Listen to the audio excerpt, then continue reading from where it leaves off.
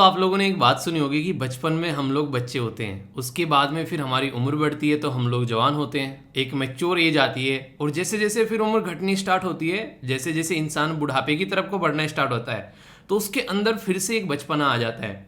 और ये रियलिटी भी है। आप लोगों को मैंने एक बार पहले बताया था कि हमारे जैसे नहीं ऐसे होते हैं, ऐसे एक कुनबा होता है, एक परिवार होता है, उसमें एक दादाजी थे। जैसे जैसे उनकी एज बढ़ रही थी, मतलब एक तरीके से उनकी जो एज है वो काफ़ी एक बुजुर्ग हो रहे थे, वैसे वैसे उनके बाल जो हैं वो काले होने स्टार्ट हो गए थे, चने के दाने चबाने लगे थे। मतलब कई सारी ऐसी चीज़ें आप लोगों ने देखी होगी। और अक्सर जैसे दादाजी होते हैं, दादी जी होती है, जो बुजुर्ग होते हैं, बच्चों के साथ में आप लोगों ने देखा होगा अक्सर बच्चे बन जाते हैं। इसीलिए कहते हैं कि दिल तो बच्चा है जी। तो यहाँ पर ये बात मैं इसलिए बोलना चाह रहा हूँ कि यार ज़िंदगी में आप लोगों को जब भी कुछ टाइम मिले ना अपने बाबा दादी के साथ बिताने के लिए, तो उस टाइम को कभी भी आप लोगों को गंवाना नहीं है, क्योंकि वो एक ऐसा टाइम है अगर बीत गया फिर कभी नहीं आएगा। तो यहाँ पर ये जो पर्टिकुलर पिक्चर आप लोगों ने देखी, मतलब वीडियो जो देखी, ये एक तरीके से जो बुजुर्ग लोग हैं उनके लिए एक पार्क बना रखा है जहाँ पर वो अपना बचपना फील कर सकें। तो ये रियलिटी में मुझे काफ़ी इनोवेटिव आइडिया लगा। आप लोगों का क्या राय है ऐसे कि ऐसे पार्क जो है हर एक सिटी के अंदर होने चाहिए, ताकि जो बुजुर्ग हैं वो भी अपनी लाइफ को जो है बच्चों की तरीके से एंजॉय कर सकें। देखिए हर एक इंसान के अंदर वैसे बच्चा होता है, हर एक इंसान चाहता है कभी ना कभी ऐसी बचकानी चीज़ें, बचकानी हरकतें करने। और यहाँ पर अगर मैं आप लोगों को बात करूँ, वॉरेन बफेट जो एक one of the richest person है इस दुनिया के, वो भी अपनी ज़िंदगी में कई सारी ऐसी चीज़ें करते हैं कि जब ज़िंदगी में मौका मिलता है बच्चा बनने का तो बच्चा बन जाता है। कहते हैं कि बच्चे की तरह खाओ और बच्चे की तरह सो अगर ज़िंदगी में खुश रहना चाहते हो, क्योंकि इतनी सारी टेंशन आप लोगों को आसपास देखने को मिलेगी, कभी भी आप लोग जो है ज़िंदगी में अपने आप को एक तरीके से खुश नहीं रख पाओगे। तो ये आप लोगों की रेस्पॉन्सिबिलिटी है आप लोगों को खुश रखना, कोई और आप लोगों को खुश नहीं रखने वाला है। यहाँ पर आकर दुनिया आप लोगों को हमेशा टेंशन नहीं देगी।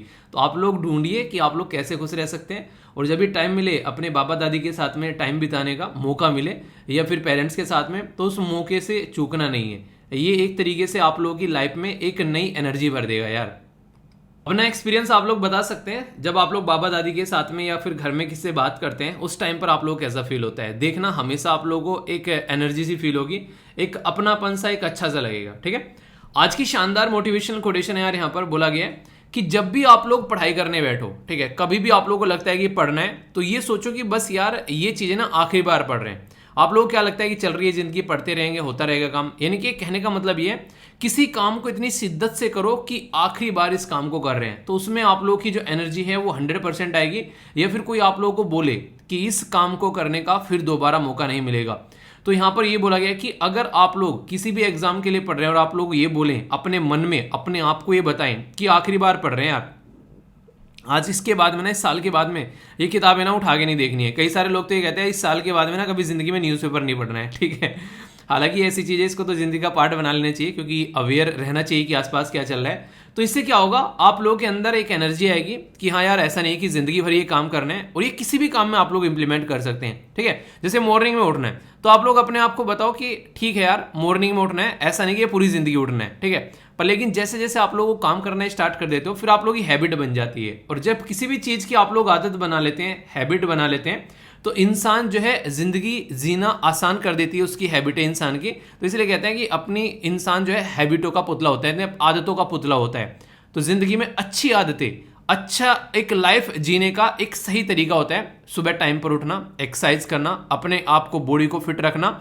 तो ये आप लोगों को एनर्जी देगा अपना काम करने के लिए। ठीक है, बाकी आज है संडे, संडे को फंडे बनाते हुए स्टडी भी बनाएंगे। सबसे बड़ी बात यह है कि जो भी आप लोग पूरे वीक में पढ़ते हैं बैठ के, उसका थोड़ा सा एक तो रिवीजन आप लोग करना है, यानी कि रिकॉल करना है। इसमें रिकॉल करने वाली जब मैं आप लोगों को बात बोल रहा हूं, उसमें वोकैबुलरी भी होंगी। जो भी वोकैबुलरी पूरे वीक में आप लोगों ने पढ़ी है उनको भी आप लोग अपना रिकॉल कीजिएगा। ठीक है, इसी के साथ में यहाँ पर जो भी क्वेश्चंस मैंने आप लोगों से पूछे हैं उनको आप लोगों को रिकॉल करना है। ठीक है, यहाँ पर अगर बात करें तो निधि के द्वारा काफी शानदार तरीके से आंसर दिए गए।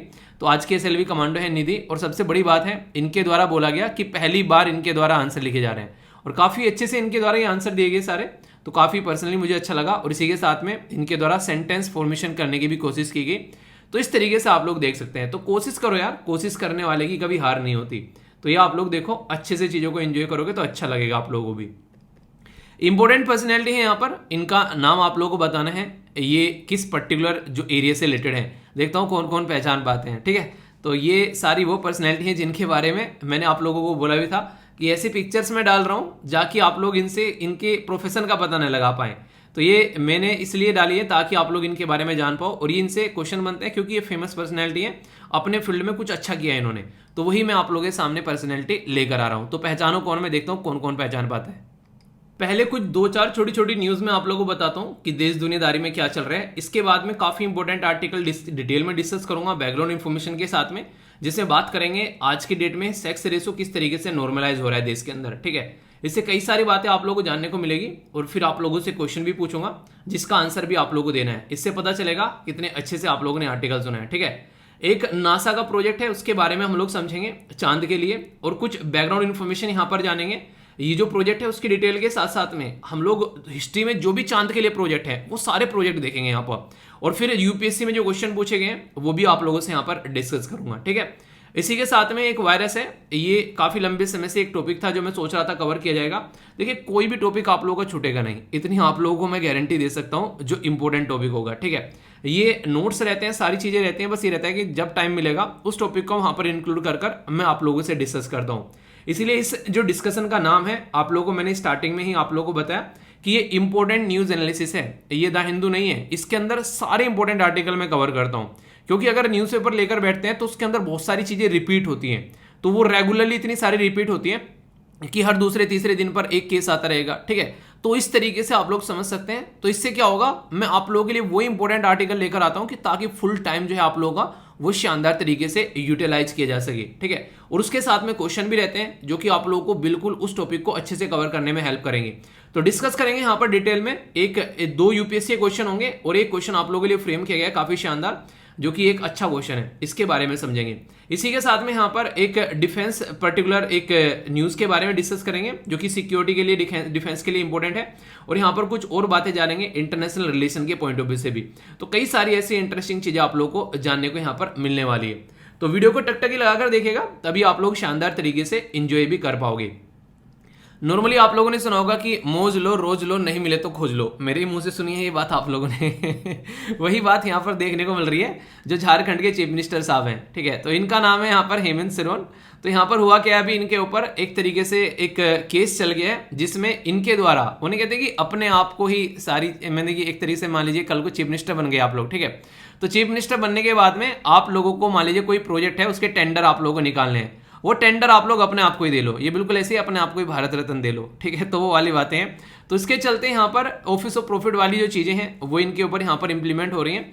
तो उसके चलते इनके ऊपर आरोप लग रहे हैं, और ये माना जा रहा है कि इनको डिस्क्वालीफाई किया जा सकता है चीफ मिनिस्टर की पोस्ट से। पर लेकिन ये है अपनी लाइफ को एंजॉय कर रहे हैं अपने यारों दोस्तों के साथ में, कि जो होगा होता रहेगा, पहले लाइफ को थोड़ा एंजॉय कर लेते हैं, ठीक है। तो ये चीजें हैं कि टेंशन मतलब देखो, एक तो होता है काम, एक होती है पर्सनल लाइफ, दोनों में डिफरेंस बनाने की कोशिश की जाए। हालांकि बोलना आसान है, कई बार ये चीजें नहीं हो पाती है, पर फिर भी जो इनको कर ले जाता है वो जिंदगी में हमेशा खुश रहता है, ठीक है। तो ये इनके बारे में बातें। बाकी कोटा का माहौल इतना गर्मा रखा है कि हिंदू ने फर्स्ट पेज पर इसको कवर किया। वहां पर इतने सारे बच्चे, इतने सारे माँ बाप पहुंचे हुए हैं जिसकी कुछ हद नहीं है। और वहां पर चाहे शॉपकीपर हो, कोई ऑटो वाला हो, चाहे कोई यहाँ पर कैसा भी इंसान क्यों ना हो, सब ये कह रहे हैं कि कोटा में इतने सारे लोग आज से पहले उन्होंने नहीं देखे। यानी कि 2-2.5 साल के बाद में फिर से यहाँ पर कोचिंग खुल रही है, और लोग जो है कोचिंग में जा जाकर पढ़ाई कर रहे हैं, ठीक है। आज की डेट में अगर बात करें तो ऑनलाइन इतने सारे मीडियम हो चुके हैं और कितनी सस्ती जो है चीजें प्रोवाइड कराई जाती हैं, पर फिर भी लोग जो है ऑफलाइन में जाकर वहां पर पढ़ते हैं, ठीक है। तो ये आप लोगों को अगर मौका दिया जाए कि आप लोगों को ऑफलाइन पढ़ना है या फिर ऑनलाइन पढ़ना है, तो आप लोग कौन सा मौका जो है आप लोग लेना पसंद करेंगे। यानी कि ऑफलाइन पढ़ना है, कोचिंग में जाकर बैठकर पढ़ाई करनी है, स्कूल में जाकर बैठकर पढ़ाई करनी है। स्कूल का तो देखिए अलग माहौल होता है, ठीक है। पर लेकिन ऑनलाइन पढ़ने वाली बात अगर बात करें तो ऑनलाइन इतनी सारी चीजें आप लोगों को देखने को मिलेंगी आज की डेट में, जिससे कि अच्छे से आप लोग अपने प्रिपरेशन कर सकते हैं, ठीक है। पर लेकिन वही है कि इंसान में एक नहीं, आज के डेट में जो कुछ ऐसे लोग होते हैं कि ऑनलाइन शॉपिंग नहीं करेंगे, ठीक है, दुकान पर जाकर उसको टच कर कर ही शॉपिंग करनी है। तो वो वाली चीजें। तो आप लोग क्या पसंद करते हैं, आप लोग बताइए, आप लोग को अगर मौका मिले तो, ठीक है। तो ये कुछ बातें हैं। तो चलिए देखते हैं सिचुएशन कैसी बनती है। एजुकेशन सेक्टर के बारे में याद रखिएगा, एजुकेशन सेक्टर ऐसा है जब पार्ट आप लोग बेसिकली जो संविधान के अंदर जब आप लोग जाते हैं पार्ट 7 के अंदर में, तो वहां पर 3 लिस्ट रखी हुई हैं। 3 लिस्ट में से एजुकेशन सेक्टर जो है यूनियन लिस्ट, स्टेट लिस्ट और कॉन्करेंट लिस्ट। एजुकेशन सेक्टर आप लोगों को कॉन्करेंट लिस्ट में देखने को मिलेगा, जिसमें सेंटर और स्टेट जो है वो दोनों मिलकर काम कर सकते हैं, ठीक है। तो ये है यहाँ पर इसके बारे में कुछ बातें। बाकी जैसे ही चीफ जस्टिस ऑफ इंडिया अपना जो बेसिकली होता है ना एक पोस्ट से रिटायरमेंट लेते हैं, आप लोगों ने सुना होगा कई सारे लोग बोलते हैं कि गवर्नमेंट जॉब करनी है। आखिर गवर्नमेंट जॉब क्यों करनी है? क्योंकि उसके पीछे इंसान को लगता है कि लाइफ जो है बड़ी झक्कास चलने वाली है, रिटायरमेंट के बाद भी अपना पेंशन वेंशन वो सारी चीजें। तो चीफ जस्टिस ऑफ इंडिया जब चले जाते हैं तो उनको क्या क्या फायदे मिलते हैं, तो ये भी चीजें यहाँ पर बताई गई हैं। ठीक है, तो एग्जिट बेनिफिट, तो उनको यहाँ पर ड्राइवर वगैरह, गाड़ी वगैरह, ये सारी चीजें आप लोगों को देखने को मिलेगी। एक सपोर्ट मिलती है डोमेस्टिक हेल्प की। इसी के साथ में यहाँ पर जो एक लाइफ जो सेक्रेटरीट जो एक तरीके से जो असिस्टेंट प्रोवाइड होता है, पर्सनल सिक्योरिटी गार्ड मिलते हैं 5 साल के लिए चीफ जस्टिस ऑफ इंडिया को, 3 साल के लिए जो सुप्रीम कोर्ट के जज होते हैं उनको। ठीक है, इसी के साथ में यहाँ पर आप लोगों को देखने को मिलेगा, एयरपोर्ट पर जाओगे तो वहां पर स्पेशल ट्रीटमेंट होता है, मंथली फोन के बिल वगैरह वो सब भी यहाँ पर देखने को मिलते हैं। तो इसीलिए कहते हैं कि गवर्नमेंट जॉब में सरकारी चीजें जो हैं वो काफी सारी आप लोग एंजॉय कर पाते हो, इसलिए बहुत सारे लोग जो हैं गवर्नमेंट जॉब के पीछे रहते हैं। आप लोग की क्या राय है इसके बारे में, आप लोग बताइए, आप लोग इसको कैसे देखते हो। यहां पर मैं बात करूंगा एक इंपॉर्टेंट आर्टिकल के बारे में, और ये इतना इंपॉर्टेंट आर्टिकल है कि ये पिछले लगभग 2-2.5 साल से न्यूज में बना हुआ है। ठीक है, और ये लगभग ना होने में भी कम से कम 15 से 20 बार मैंने कवर किया। एक बच्चे ने मेल लिखा, सर पेगासस वाला न्यूज आप लोगों ने छोड़ दिया। मैं आप लोगों को बताता हूं मैंने क्या छोड़ा है, अभी आप लोग देखना। टेलीग्राम पर जाना, SLV पीडिया वाला आप लोगों को पेज देखने को मिलेगा, और यहां पर जाकर आप लोग सर्च करना। ठीक है, एक सेकेंड, PEGASUS। यहां पर देखिए ये जो न्यूज है ये आप लोग यहां पर देख सकते हैं। ठीक है, ये 22 जुलाई को भी मैंने कवर कर रखी है आप लोगों के लिए, और इससे पहले तो पता नहीं कितनी बार कवर कर रखी है। नोट्स भी आप लोगों के लिए यहां पर है, तो ये पूरा हिंदी और इंग्लिश में टेलीग्राम पर अगर आप लोग जाएंगे तो आप लोगों को प्रॉपर नोट्स मिल जाएंगे, ये आप लोग यहां पर देख सकते हैं। ठीक है, तो ऐसा नहीं है कि न्यूज कोई भी छूटती है, ये है कि ये रेगुलरली देखिए रिपीटेड होती रहती है। जब भी इसके बारे में कोई बातें होंगी फिर से न्यूज में आ जाएगा, तो इस तरीके से चीजें चलती रहती हैं। ठीक है, तो आप लोग यहां पर देखेंगे तो प्रॉपर नोट्स भी आप लोगों को यहां पर इसके मिल जाएंगे। तो ये एक तरीके से सिक्योरिटी से रिलेटेड भी इशू है, प्राइवेसी से रिलेटेड भी इशू है। एक ऐसा सॉफ्टवेयर जो कि इजरायली कंपनी के द्वारा यहां पर बनाया गया, ठीक है, जिसका नाम यहां पर पेगासस रखा गया। और ये जो सॉफ्टवेयर है पर्टिकुलर, सबसे खतरनाक चीज यहां पर ये, जिसके मोबाइल में जाएगा उसको पता नहीं चलेगा, और ये माना गया कि गवर्नमेंट के द्वारा इसका गलत इस्तेमाल भी किया गया। तो उसकी वजह से यहां पर ये काफी ज्यादा एक तरीके से न्यूज में रहा यहां पर। तो इसके चलते राइट टू प्राइवेसी वाला मुद्दा भी यहां पर निकल कर आता है। और यहां पर ये जो पेगासस स्पाईवेयर है ये गवर्नमेंट के द्वारा गवर्नमेंट को ही दिया जाता है, यानी कि इजरायली जो कंपनी है ना उसके द्वारा ये गवर्नमेंट को बेचा जाता है। तो यहां पर गवर्नमेंट टू गवर्नमेंट डील होती हुई आप लोगों को नजर आती है नॉर्मली अगर देखा जाए तो ये माना जा रहा है कि हमारे देश में इसको खरीदा गया, और हमारी कंट्री में जो पॉलिटिशियन थे, अपोजिशन के जो लीडर थे, उनके खिलाफ यहां पर उसको इस्तेमाल किया गया, या फिर जो यहां पर जर्नलिस्ट थे कुछ गलत लिखते थे गवर्नमेंट के बारे में, और गवर्नमेंट ने भी एक बड़े ही स्मार्ट तरीके से इसका आंसर दिया। उसने डिनाई नहीं किया कि हम लोगों ने इसको इस्तेमाल नहीं किया है, उसने बेसिकली यहां पर ये बोला कि सिक्योरिटी के लिए कुछ काम करने पड़ते हैं यहां पर, ऐसी कुछ बातें यहां पर बोली गई। ठीक है, तो अभी सुप्रीम कोर्ट में यहां पर केस चल रहा है इस पर्टिकुलर पूरे मुद्दे को लेकर, तो उसके ऊपर बार बार आप लोगों को ये आर्टिकल देखने को मिलेंगे। तो आप लोग क्या करना है, एक बार बैठकर इसके ऊपर नोट्स बना लेने हैं, जो नोट्स वहां पर प्रोवाइड भी करा रखे हैं पूरे टेलीग्राम पर आप लोगों को, तो उनको भी आप लोग इस्तेमाल कर सकते हैं। इससे आप लोग प्रॉपर वे में टॉपिक कवर कर लेंगे। तो किसी भी टॉपिक को तैयार करने का अच्छा तरीका होता है, मान लीजिए पेगासस आ रहा है, अब ये जितनी बार भी यहाँ पर कोर्ट में डिस्कशन होगा, कोई जर्नलिस्ट कुछ बोलेगा, गवर्नमेंट कुछ रिप्लाई करेगी, तो ये हर बार न्यूज में आएगा। तो न्यूज पेपर पढ़ने का तरीका यही है एक स्टूडेंट के लिए कि एक टॉपिक सामने आ गया, बैठकर A4 साइज की शीट ली, उसके ऊपर उस टॉपिक के प्रॉपर नोट्स बना डाले, और फिर उसके बाद में आगे बढ़ो। अब उसके बारे में क्या क्या उसमें हो रहा है कि हाँ कल को गवर्नमेंट ने बोल दिया, अपोजिशन ने बोल दिया, फलाने ढिमकाने ने ये बोल दिया, वो सारी चीजों से थोड़ा सा ऊपर उठ जाओ। ठीक है, अपना टॉपिक तैयार करो और आगे निकलो, वरना टाइम इतना वेस्ट होगा जिसकी कुछ हद नहीं है। ठीक है, तो इस तरीके से एक बार बैठकर अपने नोट्स आप लोग यहाँ पर देख सकते हैं। बाकी PDF जो रहती है आप लोगों को यहाँ पर टेलीग्राम पर मिल जाती है, सारी PDF आप लोगों को इकट्ठी। और मैंने आप लोगों को बोला था कि UPSC की तैयारी कर रहे हैं तो ये जो पोस्ट है आप लोग जरूर देख लेना कि कहाँ कहाँ पर किस किस के कितने सारे मार्क्स, हाईएस्ट मार्क्स आए आज तक किस किस पेपर में। ठीक है, तो ये एक डेटा शेयर किया था आप लोगों के लिए जो कि काफ़ी इंपॉर्टेंट है, आप लोग काफ़ी फायदा पहुंचाएगा। ठीक है, तो ये इसके बारे में इन्फॉर्मेशन। और हाँ, एक छोटी सी बात, एक बच्चा पूछ रहा था कि सर सोशल मीडिया हैंडल के बारे में, तो एक बच्चा कह रहा है कि सर इंस्टाग्राम आपका मैंने ढूंढा, इंस्टाग्राम नहीं मिल रहा मुझे। मैंने कहा यार वही तो था, मैंने कहा कहाँ भाग गया। ठीक है, तो इंस्टाग्राम पे देखिए क्या रहता है, कुछ जैसे कहीं पर मैं घूम रहा हूँ, कहीं पर कुछ जा रहा हूँ, कभी कभी कुछ पिक्चर्स वगैरह जो शेयर की जाती हैं तो वो इंस्टाग्राम पर करता हूँ मैक्सिमम में। ठीक है, तो अगर आप लोग चाहते हैं पर्सनली इंस्टाग्राम पर, तो यहाँ पर आप लोग मैसेज भी कर सकते हैं। तो मैसेज मतलब आप लोग यहाँ पर मैसेज करेंगे अगर कोई क्वेरी होगी। ठीक है, तो ऐसे नहीं कि गुड मॉर्निंग गुड आफ्टरनून वो वाली चीजें नहीं यहाँ पर। ठीक है, तो यहाँ पर आप लोग कर सकते हैं। तो एक बच्चे ने बोला कि सर मुझे देखो क्या कई सारी चीज़ें कई सारे लोगों को नहीं आती, उसने बोला सर मुझे मेल लिखना नहीं आता है, ठीक है।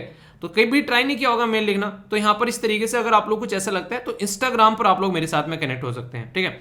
कोई भी मैसेज आप लोगों को लगता है, पर्सनल क्वेरी आप लोगों को लगती है, तो इंस्टाग्राम पर यहाँ पर लगभग मुझे लग रहा है शायद 35,000 या 30,000 के करीब लोग यहाँ पर जुड़े हुए हैं, ठीक है ऑलरेडी। तो आप लोग भी इसका पार्ट बन सकते हैं। जब भी आप लोगों को लगे कोई क्वेरी है तो आप लोग यहाँ पर आकर अपनी बातें बोल सकते हैं, ठीक है। तो ये इंस्टाग्राम का लिंक मैंने शेयर किया था यहाँ पर इसलिए क्योंकि कई सारे बच्चे जो हैं इस बात को पूछ रहे थे। मैंने देखा कि मेल नहीं लिखा जा रहा है, पर लेकिन यार ये चीज़ें सीखो, ठीक है। ऐसा नहीं कि लिखा नहीं जा रहा तो आप लोग जानते नहीं हो, तो आप लोग इंस्टाग्राम का भी इस्तेमाल कर सकते हैं, ठीक है। तो ये था पूरा जो पर्टिकुलर एक छोटी सी न्यूज़ थी पेगासस के बारे में, याद रख सकते हैं आप लोग। तो आइए अब आगे बढ़ते हैं, डिटेल में आर्टिकल देखते हैं कुछ अच्छे से, जो कि आप लोगों को एक डिटेल में इंफॉर्मेशन देंगे कई सारी चीज़ों की। अच्छा, एक बात तो पूछनी आज आप लोगों से रहेगी, कितने घंटे कल आप लोगों ने बैठकर पढ़ाई की, कितने घंटे कल आप लोगों ने सिटिंग की, ये आप लोगों को डेली बताना है और डेली इसको लिखना है। चाहे किस दिन मैं भूल भी जाऊं, पर आप लोगों को अपनी जो बेसिकली एक हैबिट बना लेनी है कि डेली इसके बारे में आप लोगों को बताना है, ठीक है। इससे आप लोगों को डेली अपने बारे में सोचने का मौका मिलेगा कि कल का दिन कैसा रहा, उसको आप लोग कितने मार्क्स दोगे अपने आप को, ठीक है। तो ये भी आप लोगों को लिखना है। तो ये आप लोग की जिंदगी में एक आदत बन जाएगी ना जिस दिन, तो फिर आप लोग लाइफ को अच्छे से एंजॉय करना स्टार्ट कर दोगे, ठीक है। तो ये हमेशा आप लोगों को रेगुलरली अपनी एक आदत बना लेनी है। इसको लेकर जरा सा भी कोई भी लापरवाही मुझे नहीं चाहिए। रेगुलरली मैं चाहता हूं कि आप लोग इसके बारे में अपने आप से बातें करें, तभी आप लोग इस चीज को समझ पाओगे कि आप लोग कहां पर टाइम इन्वेस्ट कर रहे हैं और कहां पर वेस्ट कर रहे हैं। मैंने बोला था आप लोग जब यूट्यूब वगैरह कोई भी चीज़ आप लोग चलाते हो इस तरीके से, कुछ सोशल मीडिया वगैरह, तो वहाँ पर कितना टाइम वेस्ट कर देते हो पता भी नहीं चलेगा। तो वो चीज़ें आप लोग तभी रोक पाओगे जब अपनी एक हैबिट सुधारोगे। मोबाइल को दूर रखो थोड़ा सा, तभी आप लोग चीज़ों को अच्छे से एंजॉय कर पाओगे, वरना जिंदगी जो है बर्बाद हो जाएगी अगर अपने ऊपर अपना कंट्रोल नहीं रखोगे तो। एक और बात, कल मैंने आप लोगों को निबंध नहीं दिया था, तो आज आप लोगों को निबंध प्रोवाइड कराऊंगा। यहाँ पर निबंध आप लोग देखते हैं, और एक जो होगा आप लोगों के लिए निबंध के साथ साथ में आप लोगों को देखने को मिलेगा, बेसिकली ये रहेगा क्या कहते हैं, जो एथिक्स का एक क्वेश्चन भी आप लोगों का रहेगा, ठीक है। तो ये मैं आप लोगों को आंसर राइटिंग ग्रुप में वहां पर डाल दूंगा, और आंसर राइटिंग आप लोग यहाँ पर अगर टेलीग्राम पर आप लोग नहीं है तो फेसबुक पर भी आप लोग कर सकते हैं। तो दोनों जगह आप लोग यहाँ पर ये आंसर राइटिंग कर सकते हैं, ठीक है। तो इस तरीके से तीनों ग्रुप है, फ्री ऑफ कॉस्ट है, इनको अपनी लाइफ का पार्ट बना लीजिए। सारी चीजें यहाँ पर शेयर की जाती हैं जो मुझे लगती है इंपॉर्टेंट है, इनको आप लोग एंजॉय कर सकते हैं, ओके। जैसे जैसे लोगों का नेचर चेंज होता है वैसे वैसे सोसाइटी में भी आप लोगों को चेंज होता हुआ नजर आता है। यानी कि हम आज की डेट में कैसे हैं, ये कहीं ना कहीं हमारी सोसाइटी का ताना बाना हम लोग को देखने को मिलेगा। आप लोगों ने अक्सर सुना होगा ना कि इस इंसान के संस्कार बहुत बड़े हैं। आप लोगों को याद होगा जो अमिताभ बच्चन की मूवी है सूर्यवंशम, उसमें नहीं वो बच्चे के ऊपर इंक छिड़क देता है, तो कहता है कि संस्कार बड़े हैं, एक बड़े से भी बड़े हैं, मतलब कुछ ऐसा कुछ डायलॉग बोलता है। तो संस्कार बहुत बड़े हैं इस बच्चे के, मतलब उम्र से ज़्यादा बड़े हैं इसके संस्कार, वो ऐसा कुछ डायलॉग बोलता है। तो इससे पता चलता है कि कैसे परिवार से निकल के आता है। तो आप लोगों को सोसाइटी ऐसी देखने को मिलती है। तो अभी हम लोग बात करेंगे सेक्स रेशियो के बारे में। लड़कियों को लेकर हमारी सोच कैसी है, लड़कियों को लेकर हमारी सोसाइटी में व्यवहार कैसा है, जैसी चीज़ें बच्चे सोसाइटी में सीखते हैं, मूवीज़ देखते हैं, सीरियल्स देखते हैं, न्यूज़पेपर पढ़ते हैं, अपने घर पर जो देखते हैं वही आगे चलकर फिर उनके माइंड में रहता है, ठीक है। बच्चा अगर देखेगा कि फादर साहब जो है उसकी मदर को मार रहे हैं तो भी अपनी वाइफ को मारेगा, उसको नॉर्मल लगेगी ये चीज़ यार, उसको कुछ इससे नहीं लगेगा कुछ डिफरेंट हो रहा है, उसको लग रहा है कि हाँ ठीक है पापा ही पीट रहे थे मैंने पीट दिया, कौन सी बड़ी बात है इसमें। पर लेकिन अगर उसको दिखेगा कि कितनी रेस्पेक्ट की जा रही है पापा के द्वारा अपनी बेसिकली वाइफ की यानी कि उसकी मम्मी की, और पापा अपने पापा मम्मी पापा की कितनी रेस्पेक्ट कर रहे हैं, वो चीजें देखेगा तो बच्चा वही सीखेगा। तो वो आगे चलकर अपने माँ बाप की रेस्पेक्ट करेगा, बाबा दादी की भी रेस्पेक्ट करेगा, और समाज में उसका इंपैक्ट कुछ ऐसा ही आप लोगों को देखने को मिलेगा। तो ये जरूरी है, इसीलिए कहते हैं कि एक सभ्य समाज के अंदर जो अगर अच्छा समाज आप लोगों को बनाना है तो सभ्य घर होने चाहिए, सभ्य परिवार होने चाहिए, तभी जाकर एक सभ्य समाज बनेगा। क्योंकि एक एक परिवार जुड़ जुड़कर ही एक गांव बनता है, एक एक गांव जुड़कर एक डिस्ट्रिक्ट, डिस्ट्रिक्ट जुड़कर राज्य, और राज्य जुड़कर देश, और इसी तरीके से देश जुड़कर कई सारे हमारी दुनिया बनती है पूरी। तो यही बातें हैं यहाँ पर। तो अभी यहाँ पर कुछ पैटर्न चेंज हुआ है जिसमें सेक्स रेशियो को लेकर कुछ अच्छी खबर यहाँ पर निकल कर आ रही है, जो खासकर लड़कियों के फेवर में आप लोग ज्यादा बोल सकते हैं। एक टाइम ऐसा था कि हर एक इंसान को घर में लड़का चाहिए, क्यों? क्योंकि वारिस चाहिए। ऐसा लग रहा है कि एक तरीके से डायनासोर की एक प्रजाति खत्म हो जाएगी अगर घर में लड़का नहीं होगा। ऐसा लगता है कि वारिस, समझे, कई बार तो सुनने में मुझे ऐसा लगता है कि यार घर में वारिस होना चाहिए। हाँ भाई साहब, कहीं मतलब लाखों करोड़ों रुपए की तुम प्रॉपर्टी छोड़ के जा रहे हो यहाँ पर, तो उसका वारिस भी होना चाहिए।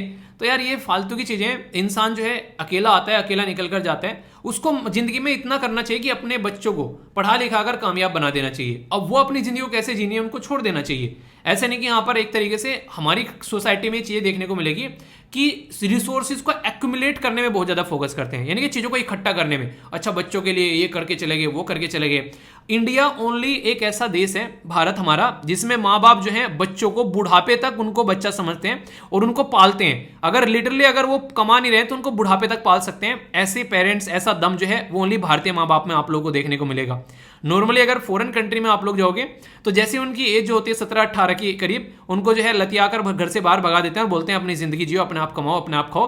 तो बचपन से ही उनका टेंडेंसी ऐसी रहती है। पर हमारे माँ बाप जो है वो बड़े ही प्यारे से हमको प्रोटेक्ट करके रखते हैं, तो वो पैटर्न आप लोगों को देखने को मिलेगा। ठीक है, तो अभी यहां पर क्या निकल के रहा है कि लड़का और लड़की में इक्वालिटी अभी आप लोगों को यहां पर देखने को मिल रही है। और ये मैं नहीं बोल रहा हूं, ये एक स्टडी निकल कर आई है जिसका नाम है प्यू रिसर्च सेंटर। उसके द्वारा बोला गया कि जो सन बायसनेस है वो डिक्लाइन हुई है। यानी कि अगर लड़की भी हो जा रही है, किसी को 2 लड़की हो गई है, तो उनको ये नहीं कि हमको लड़का ही चाहिए। तो ये एक अच्छी चीज अभी यहां पर देखने को मिल रही है। बेबी गर्ल जो है एक तरीके से उनकी संख्या जो पहले ही कंपेयर में अगर बात करें, जो चीजें हुआ करती थी, उनकी संख्या अभी आप लोगों को बढ़ती नजर आ रही है। ठीक है, यानी कि एक तरीके से आप लोग बोल सकते हैं कि एक तरीके से जो एक, पहले तो आप लोग ये समझिए कि सेक्स रेशियो क्या होता है। अगर मैं आप लोगों को बोलूं सेक्स रेशियो का मतलब यहां पर ये होता है कि लड़का और लड़की समाज में उनकी समानता कितनी है।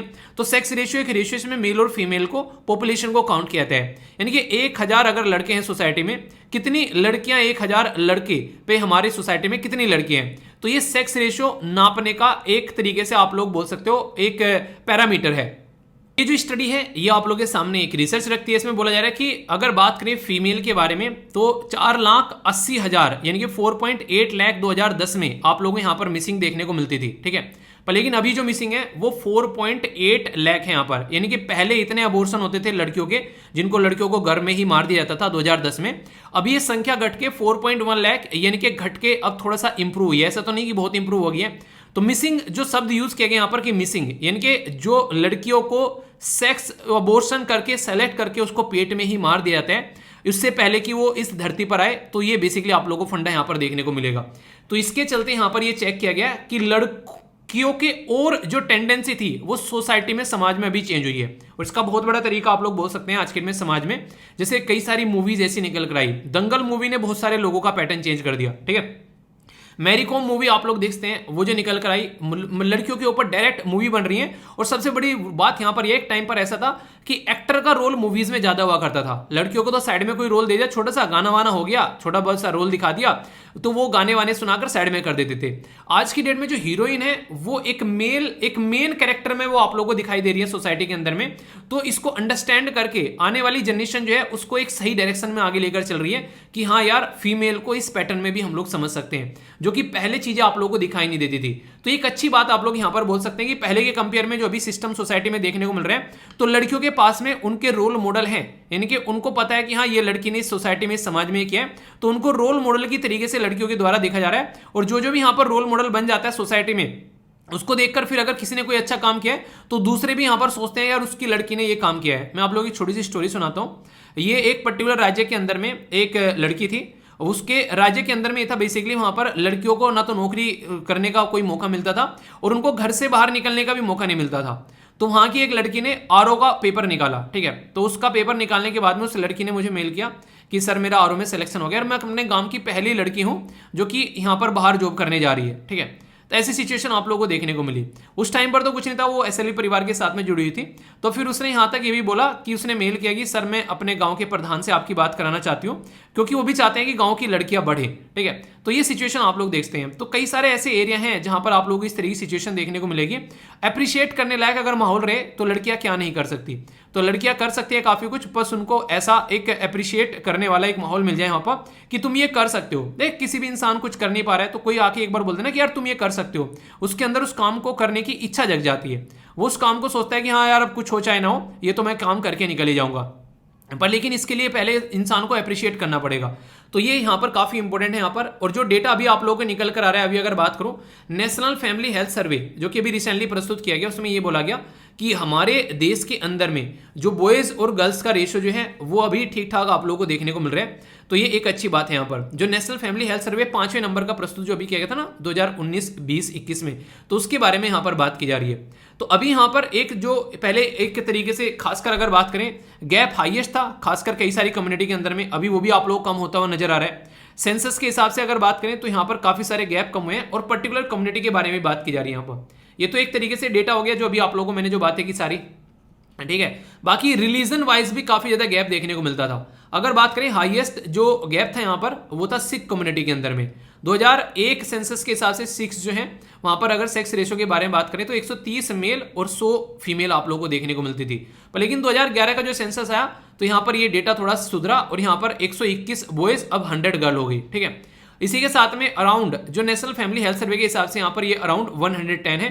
क्रिश्चियन फैमिली के अंदर में ये 105 पे 100 लड़कियां आप लोगों को देखने को मिलेगी। मुस्लिम में 106 पे आप लोगों को 100 देखने को मिलेगी। ये अलग अलग तरीके से डेटा सामने रखा जाता है ताकि रिलीजन का भी इंपैक्ट समझा जा सके कि पर्टिकुलर रिलीजन के अंदर में लड़कियों को कैसे देखा जा रहा है। तो सारा डेटा आप लोगों के साथ में सिख के अंदर, हिंदूज के अंदर, मुस्लिम के अंदर और क्रिश्चियन के अंदर कि इंडियन पॉपुलेशन की जब आप लोग बात करते हैं तो इंडियन पॉपुलेशन का शेयर कैसा है यहाँ पर, सबसे ज्यादा कौन है यहाँ पर, तो सिख, हिंदू, मुस्लिम और क्रिश्चियन।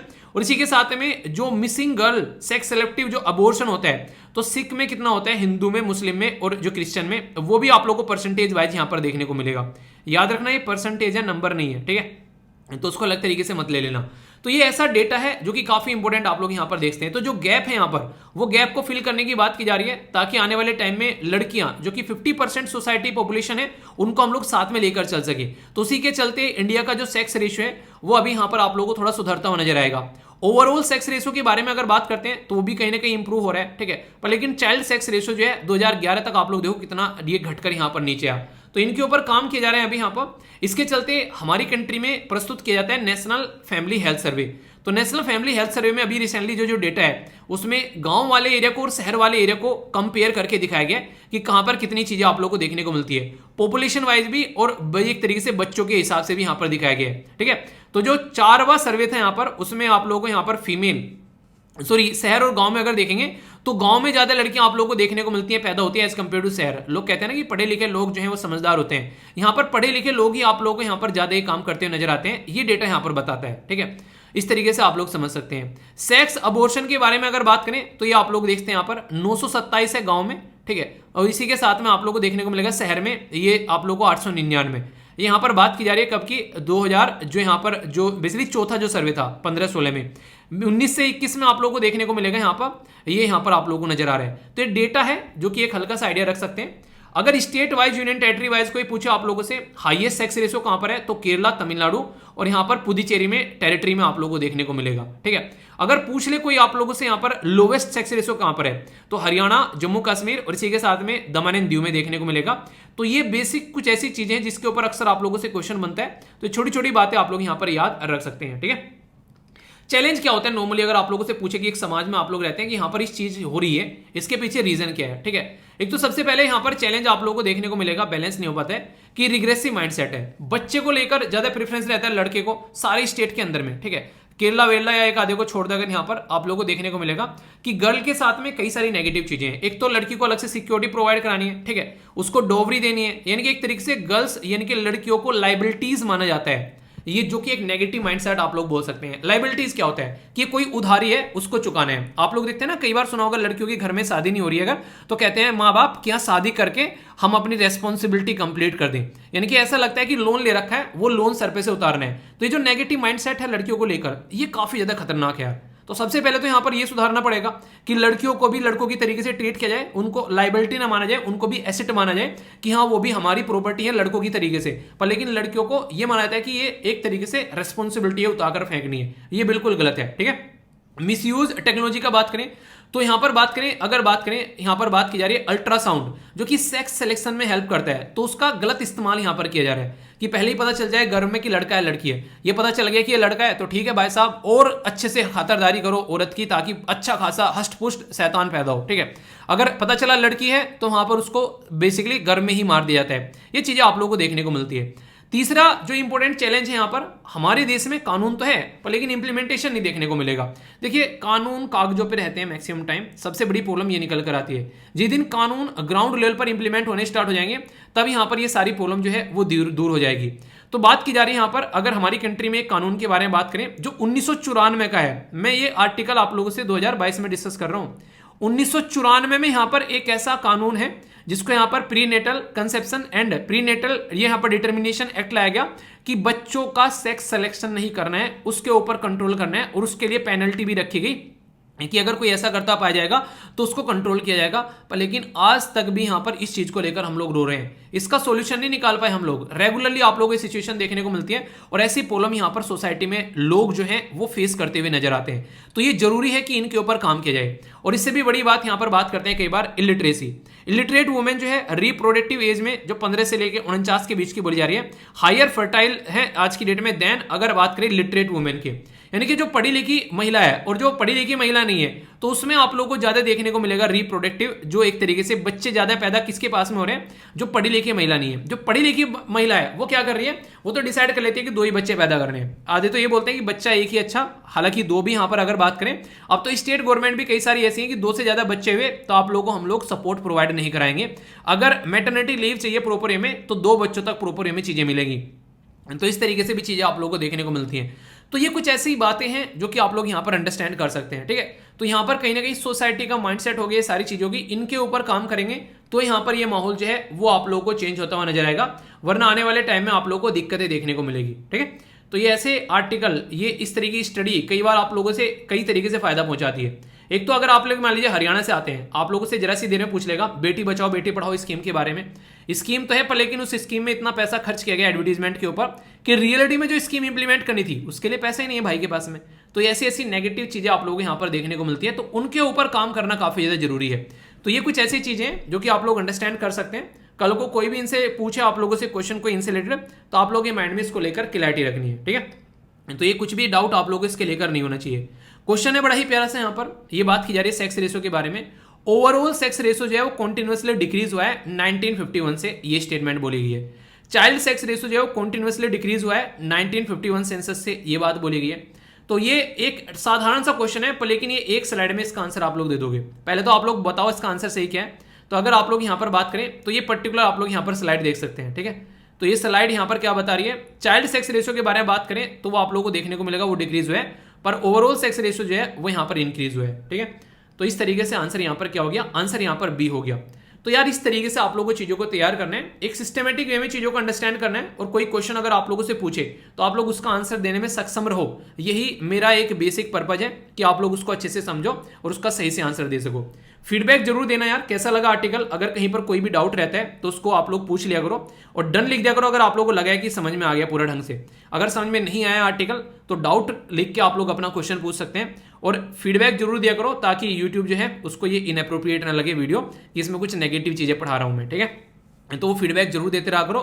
खासकर याद दिला देता हूं एक बार मैं आप लोगों को, ताकि आप लोग जो है प्रॉपर वे में ये काम भी करते रहो, ठीक है, क्योंकि ये भी जरूरी है यूट्यूब, वरना फिर आप लोगों को पता है कैसी हरकतें कर रहे हैं। तो वो सारी चीजें भी यहाँ पर टैकल करनी है, ठीक है। तो आई होप कि आप लोग ये माइंड में आ गया होगा। और जिसको खासकर लड़कियों को अपनी पढ़ाई को कंटिन्यू रखना है, क्योंकि लड़कियां जहां पीछे हट जाती हैं बहुत बड़ा रीजन आता है, और लड़कियों को समझनी पड़ेगी लड़कियों की इंपॉर्टेंस, क्योंकि मैक्सिमम जब अबॉर्शन की बात आती है तो लड़कियों को भी लड़का ही चाहिए, यानी कि औरत जो है वो खुद चाहती है कि उसको एक बेटा पैदा हो, ठीक है। और वही बेटा जो है आगे चलकर फिर क्या करता है वो आप लोग सोसाइटी में देख सकते हैं। कोविड-19 के टाइम पर भी घर से बाहर निकाल के फेंक दिया माँ बाप को, क्योंकि उनके पास में पेट पालने की जो है बेसिकली रोजी रोटी नहीं थी। अपनी वाइफ को फेंको, बच्चों को फेंको, माँ बाप को क्यों फेंक रहे हो।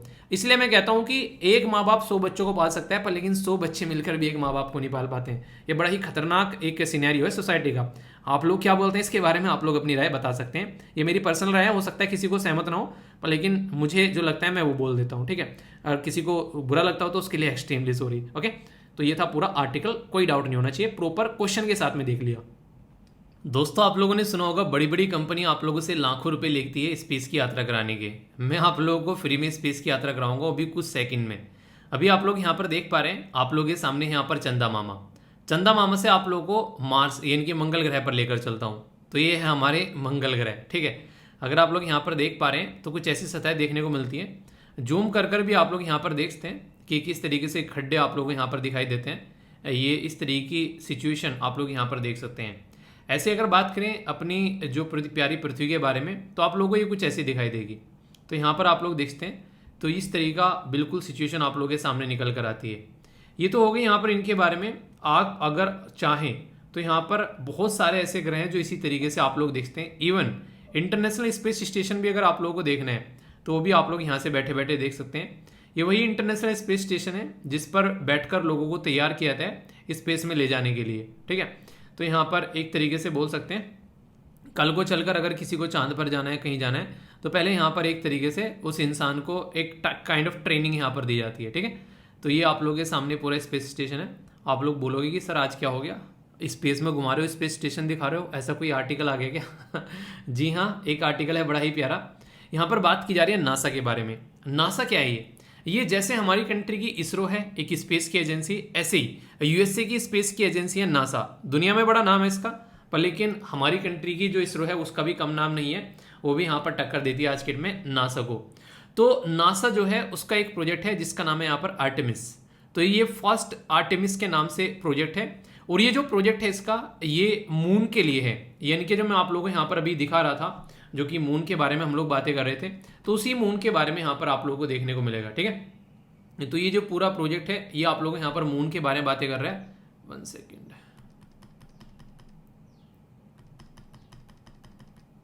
ओके। तो ये तो हमारी पृथ्वी, और आप लोगों को पता है पृथ्वी के आसपास में कौन घूमता है, वो आप लोगों को मून दिखाई देता है, ठीक है। तो यहाँ पर आप लोग देखते हैं आधे भाग पर रोशनी है और आधे भाग पर आप लोगों को अंधेरा नजर आएगा। इसलिए कहते हैं कि अमेरिका में अंधेरा है तो हमारे यहाँ पर दिन निकला हुआ है, ठीक है। तो ये जो मून मिशन है ये अभी यहाँ पर इनके द्वारा लॉन्च करने की बात की जा रही थी, तो रिसेंटली अभी यहाँ पर ये न्यूज में आ गया है। तो इसके बारे में मैं आप लोगों से बात करूंगा, कुछ और मिशंस के बारे में बात करेंगे। तो काफी इंटरेस्टिंग टॉपिक आप लोगों का ये बन जाता है जीएस पेपर 3 के अंदर जब हम लोग बात करते हैं साइंस एंड टेक्नोलॉजी के बारे में। तो साइंस एंड टेक्नोलॉजी काफी एक अच्छा एरिया है जो कि अक्सर एग्जाम में आप लोगों से क्वेश्चन पूछे जाते हैं।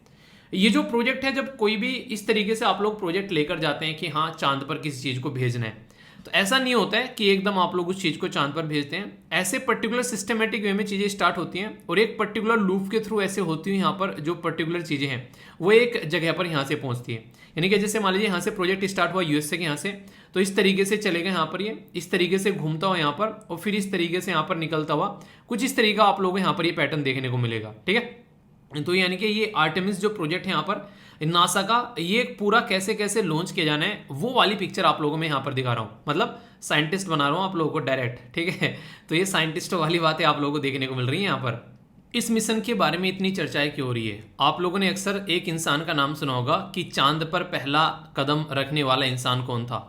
तो ये थे नील आर्मस्ट्रॉन्ग साहब। इनके द्वारा बहुत पुराने टाइम पर, यहाँ पर शायद हम में से कोई पैदा भी ना हो उस टाइम पर, 1972 की बात की जा रही है। तो यहाँ पर 1972 में इनके द्वारा ये बेसिकली देखने को मिला था कि यहाँ पर ये जो मिशन था लास्ट फ्लाइट थी यहाँ पर, जिसके चलते यहाँ पर चांद पे कदम रखे गए थे। ये जो फर्स्ट जो ह्यूमन थे यहाँ पर जिनके द्वारा चांद पे कदम रखे गए थे, इसीलिए यहाँ पर कई बार बोलते हैं कि सबसे पहले आप लोगों को जिंदगी में रेस में सबसे आगे रहना चाहिए। क्यों? क्योंकि पहले इंसान को तो याद रखते हैं कि पहला इंसान कौन था, सेकंड इंसान को कोई याद नहीं रखता है। बताइए, पहले तो नील आर्मस्ट्रॉन्ग थे, दूसरे इंसान कौन थे जिन्होंने चांद की सतह पर कदम रखा था। तो ये इंपॉर्टेंस होती है फर्स्ट और सेकंड की। आज की डेट में भी अगर मैं आप लोगों से पूछूं यूपीएससी के अंदर में फर्स्ट रैंक किसकी है, तो आप लोग बता दोगे 1 मिनट में किसकी है। सेकंड रैंक अगर पूछूं तो आप लोग थोड़ा सा सोच में पड़ जाओगे, ठीक है। अब पर मतलब कहने का ये है कि एक तरीके से मैक्सिमम लोग जो हैं वो फर्स्ट इंसान को याद रखते हैं। तो यहाँ पर चांद का जो अपोलो मिशन था, इसका नाम है अपोलो मिशन। अपोलो प्रोग्राम यहाँ पर इनके द्वारा लॉन्च किया गया था, जिसके चलते यूनाइटेड स्टेट ऑफ अमेरिका के द्वारा यहाँ पर दुनिया को चौंका दिया गया था इसकी एजेंसी नासा के द्वारा, जिसको नेशनल एरोनॉटिक्स एंड स्पेस आप लोग एडमिनिस्ट्रेशन बोलते हैं। जो इस एजेंसी के द्वारा यहाँ पर ये प्रोजेक्ट छोड़ा गया था। तो वो प्रोजेक्ट छोड़ा गया था 1972 में, और अभी मैं आप लोगों से बातें कर रहा हूँ 2022 में। तो इसका सीधा सीधा मतलब ये है कि ये जो पर्टिकुलर प्रोजेक्ट है उस प्रोजेक्ट के 50 साल बाद में छोड़ा जा रहा है। तो यानी कि एक तरीके से इसलिए भी यहाँ पर ये न्यूज में है कि 50 साल बाद कोई ऐसा प्रोजेक्ट यहाँ पर नासा फिर से छोड़ने जा रहा है, जो कि यहाँ पर उसके द्वारा छोड़ा गया था 1972 में। तो इसलिए भी यहाँ पर इस प्रोजेक्ट के बारे में काफी ज्यादा चर्चाएं हो रही हैं कि हाँ ये कोई ऐसा प्रोजेक्ट है जो कि मून के लिए यहाँ पर जा रहा है, और यहाँ पर अभी अगस्त के महीने में यहाँ पर इसको लॉन्च करने की बात की जा रही है। लॉन्च कहाँ से किया जा रहा है? यहाँ पर ये कैनेडी स्पेस सेंटर है यहाँ पर फ्लोरिडा के अंदर में, वहाँ से इसको लॉन्च किया जा रहा है। जैसे हमारी कंट्री में अगर आप लोग बात करते हैं तो आप लोगों ने अक्सर सुना होगा कि इसरो के प्रोजेक्ट कहाँ से लॉन्च किए जाते हैं। तो नॉर्मली कोई भी आप लोगों से पूछे तो आप लोग 1 मिनट में बोल दोगे कि यहाँ पर श्री हरिकोटा से हमारे प्रोजेक्ट जो हैं वो लॉन्च किए जाते हैं। जिस रॉकेट में ये इस मिशन को मतलब इस पर्टिकुलर सिस्टम को फेंक के आने वाले हैं चांद के ऊपर, वो होगा SLS रॉकेट, और जो स्पेस क्राफ्ट है उसका नाम है ओरियन, ठीक है, ORION। तो उस स्पेस क्राफ्ट में यहाँ पर जो कैनेडी स्पेस सेंटर है फ्लोरिडा USA के अंदर से यहाँ पर इसको लॉन्च किया जाएगा, ठीक है। तो ये एक तरीका सिस्टम होगा जो कि यहाँ पर पर्टिकुलर एक जो सिस्टमेटिक वे में चांद की जो है स्टडी करने वाला है। तो ये पर्टिकुलर कई सारे ऐसे सिस्टम जो होते हैं अलग अलग कंट्री के, उनके बारे में आप लोगों से क्वेश्चन क्या पूछे जाते हैं, कई बार तो आप लोगों से मैच करने के लिए आ जाता है कि मैच करो इसके बारे में कि ये पर्टिकुलर सिस्टम जो है वो किस कंट्री का है, ठीक है। तो ये अभी फिलहाल जो है हमारी कंट्री के कौन कौन से प्रोजेक्ट हैं उनके बारे में भी आप लोगों से यहाँ पर क्वेश्चन पूछा जा सकता है। तो ये अभी फिलहाल हम लोग बात करें इसके बारे में, ठीक है। तो यहाँ पर ये कैसे वहाँ पर एटमॉस्फेयर है उसके बारे में थोड़ी सी और ज़्यादा स्टडी यहाँ पर आप लोगों को देखने को मिलेगी। तो अभी ये प्रोजेक्ट जो है अभी न्यूज़ में है, पर लेकिन आगे ये लॉन्च किया जाएगा, इसके बारे में और भी बातें अभी आगे जानने को मिलेगी। पर लेकिन कुछ ऐसी हिस्ट्री जो आप लोगों को पता होनी चाहिए कि किस किस इंसान ने चांद पर कब कब मिशन भेजे। तो ये इस तरीके की बातें हैं जिसके बारे में आप लोगों को एक हल्का सा आइडिया होना चाहिए, ठीक है। सबसे पहले बात करें 1959 में सोवियत यूनियन, ठीक है, तो उसका लूना 1 और 2 था जो कि फर्स्ट रोवर था जो कि चांद के ऊपर जाकर उतरा। इसीलिए कहते हैं कि कोल्ड वार के टाइम पर जब USA और USSR आपस में लड़ रहे थे तो उसमें एक ये भी एरिया था कि कौन यहाँ पर स्पेस में सबसे पहले अपने पैर जमाएगा। फिर यहाँ पर जब इनका मिशन ऑलरेडी पहुंच गया तो USA को लगा यार हम तो पीछे रह गए, ऐसे कैसे चलेगा भैया। तो USA ने फिर स्टार्ट किया अपना मिशन स्पेस के लिए। तो यहाँ पर नील आर्मस्ट्रॉन्ग जो यहाँ पर ये दोनों थे सिस्टम मिलकर गए यहाँ पर, ठीक है। तो ये याद रखिएगा यहाँ पर अपोलो 11 मिशन इसका नाम आप लोगों को यहाँ पर देखने को मिलता है, ठीक है। तो एडविन बुज भी थे यहाँ पर, एल्ड्रिन जो कि यहाँ पर फर्स्ट ह्यूमन बने जो कि चांद पर उतरे, ठीक है। आफ्टर 1969 12 अमेरिकन एस्ट्रोनॉट जो है वो सरफेस पर घूमे यहाँ पर, ये बात की जाती है अंटिल 1972 तक, ठीक है। इसी के साथ में यहाँ पर USA के द्वारा रिज्यूम किया गया लूनार एक्सप्लोरेशन, यानी कि चांद की सतह को एक्सप्लोर करने के लिए रोबोटिक मिशन। ये कई सारे मिशन है इनके, जैसे यहाँ पर बात की जा रही है एक पर्टिकुलर मिशन के बारे में कि ये कैसा मिशन है, और ऑलरेडी एग्जाम में आप लोगों से क्वेश्चन यहाँ पर जब पूछे जाते हैं तो उस पर्टिकुलर मिशन के बारे में क्वेश्चन पूछे जाते हैं कि ये मिशन जो है किस तरीके का है। मतलब ऐसा भी क्वेश्चन पूछा गया था कि जो रोबोट वगैरह कई बार भेजे जाते हैं वो यहाँ पर न्यूक्लियर ईंधन से चल रहा है या सोलर सिस्टम से चल रहा है, तो ऐसी ऐसी बातें पूछी जाती हैं, ठीक है। तो छोटी छोटी चीजें होती हैं जो कि माइन्यूट इन्फॉर्मेशन कई बार क्वेश्चन आप लोग का गलत करा जाती हैं। इस स्लाइड को देखकर ये मत सोचने लगना यार इसमें इंडिया का तो है नहीं है, इंडिया का मैं आप लोगों से अलग से बताऊंगा, ठीक है, क्योंकि उसका भी एक काफी बड़ा योगदान है दुनिया को चांद का रास्ता दिखाने में। और यहाँ पर सबसे पहले चांद के ऊपर पानी था ये हमारी इसरो ने बताया था, ठीक है। तो यहाँ पर बात करें तो इसके बारे में इसलिए मैं कह रहा हूँ यहाँ पर जो मिशन है ये दुनिया के हैं, अपने बारे में भी हम लोग बात करेंगे। तो ये जो मिशन था यहाँ पर इसका नाम था यहाँ पर क्लेमेंटाइन, ठीक है। तो क्लेमेंटाइन मिशन और इसी के साथ में लूनार प्रोस्पेक्टर, ये 1990 की बात की जा रही है। 2009 में यहाँ पर जो लूनार रिकॉन्सेंस, ठीक है, ऑर्बिटर LOR और इसी के साथ में लूनार क्रेटर ऑब्जर्वेशन और जो सेंसिंग सैटेलाइट भेजा गया जिसे LCROSS, ठीक है।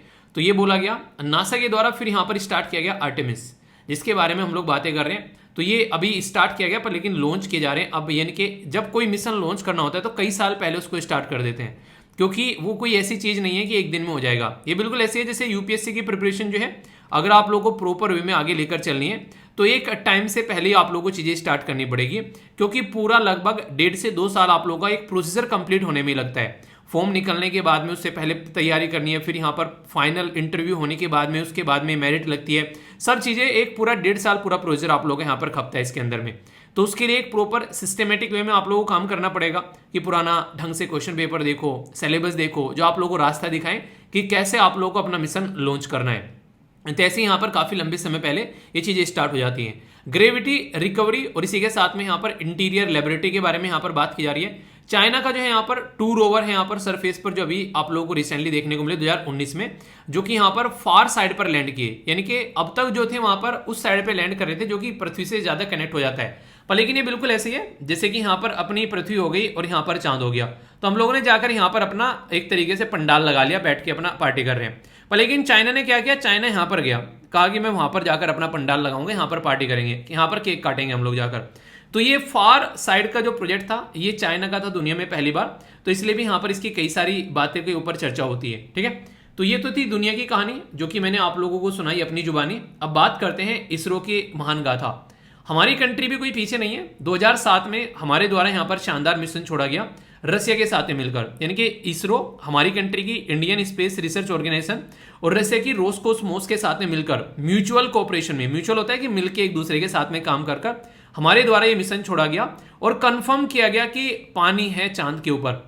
इससे क्या होता है, जब इंसान को पता चल जाए कि यार यहाँ पर पानी है, तो फायदा उससे ये होता है कि इसके चांसेस बढ़ जाते हैं कि जहां पर पानी होगा वहां पर जीवन होने की संभावनाएं बढ़ जाती हैं। तो ऐसे आप लोग यहाँ पर समझ सकते हैं। तो कई सारे एविडेंस यहाँ पर लाए उसके बारे में, लावा का फ्लो वहां पर हो रहा है, लूनार के सरफेस के ऊपर किस तरीके से प्लेट टेक्टोनिक्स जो एक्टिविटीज देखने को मिलती है, फोल्ड्स और फ्रैक्चर्स जो यहाँ पर देखने को मिल रहे हैं, इंटीरियर टेक्टोनिक्स के बारे में भी यहाँ पर बात की गई। यानी कि one of the most successful mission था चंद्रयान फर्स्ट, जो कि 2007 में छोड़ा गया।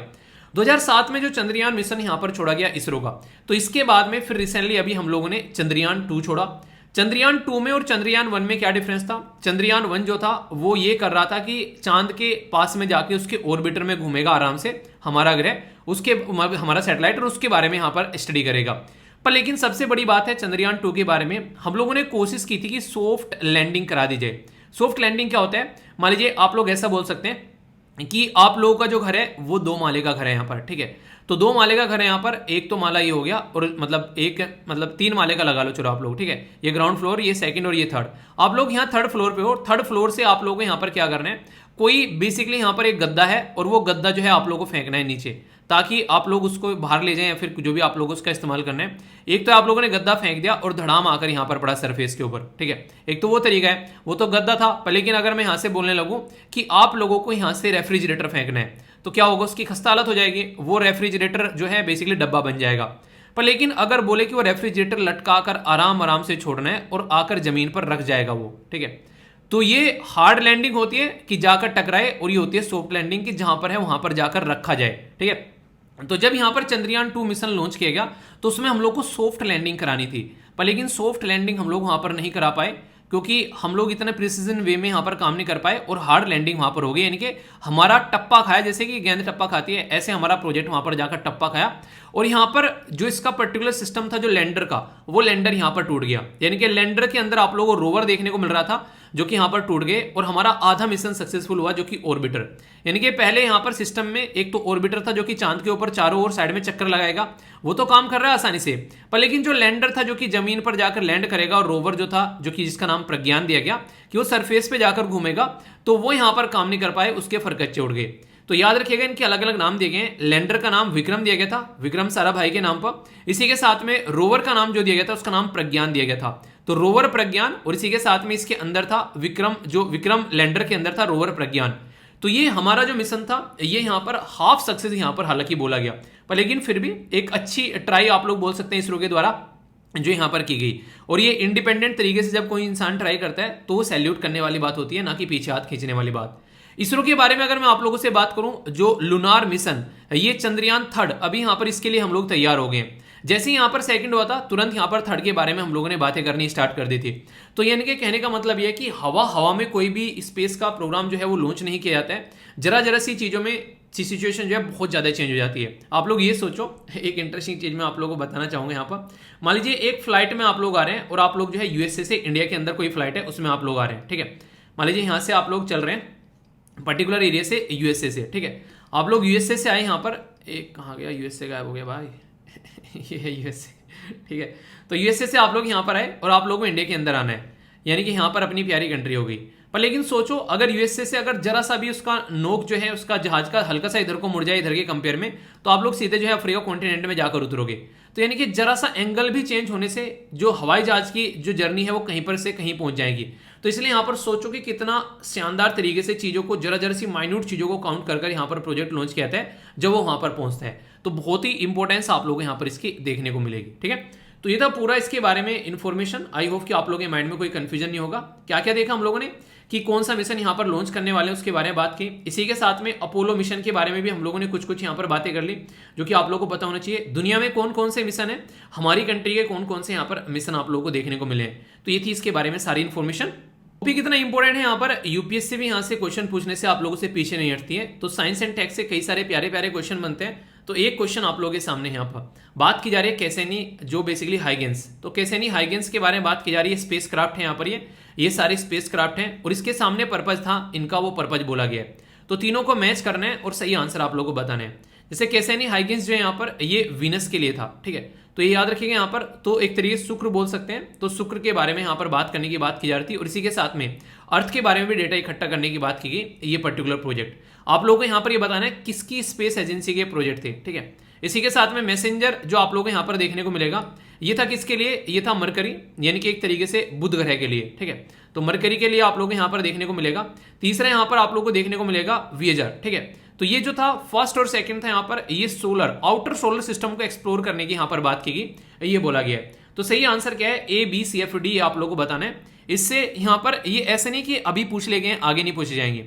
यूपीएससी क्या करती है, कई बार टॉपिक आप लोगों से रिपीट कराती रहती है, ठीक है। तो टॉपिक अगर आप लोगों का क्लियर हो गया तो इसका मतलब है कि कई सारी चीजें जो हैं वो आप लोग क्लियर होगी। तो टॉपिक पर आप लोगों का फोकस यहाँ पर होना चाहिए, ओके। आंसर क्या है यहाँ पर, आंसर इसका है बी, यानी कि फर्स्ट स्टेटमेंट यहाँ पर गलत है, बाकी की दोनों स्टेटमेंट जो है वो यहाँ पर करेक्ट है। क्यों, क्योंकि ये जो मिशन था ये सैटर्न के लिए था, यानी कि शनि ग्रह के लिए आप लोग यहाँ पर देखने को मिलेगा। और ये जो मिशन था यहाँ पर नासा, यूरोपियन स्पेस एजेंसी और इटली की स्पेस एजेंसी के द्वारा ये प्रोजेक्ट यहाँ से लॉन्च किया गया था। इन दोनों प्रोजेक्ट के बारे में, इनकी स्पेस एजेंसी के नाम आप लोगों को बताने, ये आप लोगों के लिए होमवर्क भी हो जाएगा, ठीक है। और होमवर्क जो है मैंने आप लोगों को दिए थे, तो कई सारे बच्चों ने अच्छे से होमवर्क कंप्लीट किया, अच्छा लगा मुझे। और मुझे तो अच्छा लगा ही लगा, जिन्होंने होमवर्क कंप्लीट किया उनके द्वारा बोला गया सर हमको काफ़ी अच्छा लगा होमवर्क कंप्लीट करके। क्योंकि जब कोई काम आप लोग टारगेट दिया जाता है ना और आप लोग उसको अचीव कर लेते हो, तो आप लोगों की बॉडी के अंदर एक अच्छी सी एनर्जी आप लोगों को देखने को मिलेगी और वो अप्रिशिएट करेगी आप लोगों को कि हाँ आप लोगों ने कुछ अच्छा काम किया है। तो इसलिए हमेशा आप लोग इन चीज़ों को अच्छे से कनेक्ट कर सकते हैं, ठीक है। तो पूरा एक आर्टिकल विद क्वेश्चन प्रैक्टिस देख लिया, तो आज कुछ क्वेश्चन पूछे, उनके आंसर भी अब आप लोगों को देने हैं, ठीक है। तो बेसिक इन्फॉर्मेशन थी, कंफ्यूजन नहीं होना चाहिए। ये एक ऐसा टॉपिक है जो कि हर एक न्यूज़पेपर के अंदर कवर किया गया रिसेंटली अभी, और कई बार यहाँ पर ये न्यूज़ में भी आया, ठीक है। मैं इसको संडे में डिस्कस करना चाह रहा था पर लेकिन मुझे टाइम नहीं मिला, तो अभी यहाँ पर इसको डिस्कस कर रहे हैं। तो कोई भी टॉपिक आप लोगों का छूटेगा नहीं, हो सकता है थोड़ा बहुत लेट हो जाए, पर मैं आप लोगों को गारंटी दे रहा हूँ जो इंपॉर्टेंट टॉपिक होगा वो एक भी आप लोगों का छूटेगा नहीं, ठीक है। तो इसलिए आप लोगों को अच्छे से टॉपिक को ढंग से सुनना है और उसी के एंड में जो आप लोगों से क्वेश्चन पूछूंगा उनके आंसर भी आप लोगों को देने हैं। तो दो क्वेश्चन भी होंगे बड़े प्यारे से यहाँ पर, तो उनके आंसर भी आप लोगों को देने हैं, पर लेकिन वो आप लोग तब दे पाओगे जो कि यहाँ पर टॉपिक को ढंग से सुनोगे। क्वेश्चन जो होंगे एक यूपीएससी का है और एक आप लोगों के लिए फ्रेम किया गया, जो कि आप लोगों को अच्छे से आंसर देने के बाद में कॉन्फिडेंस भी आएगा। कॉन्फिडेंस कब आता है इंसान को, तभी तो आता है ना जब अच्छी सी चीजें कवर करता है, ठीक है।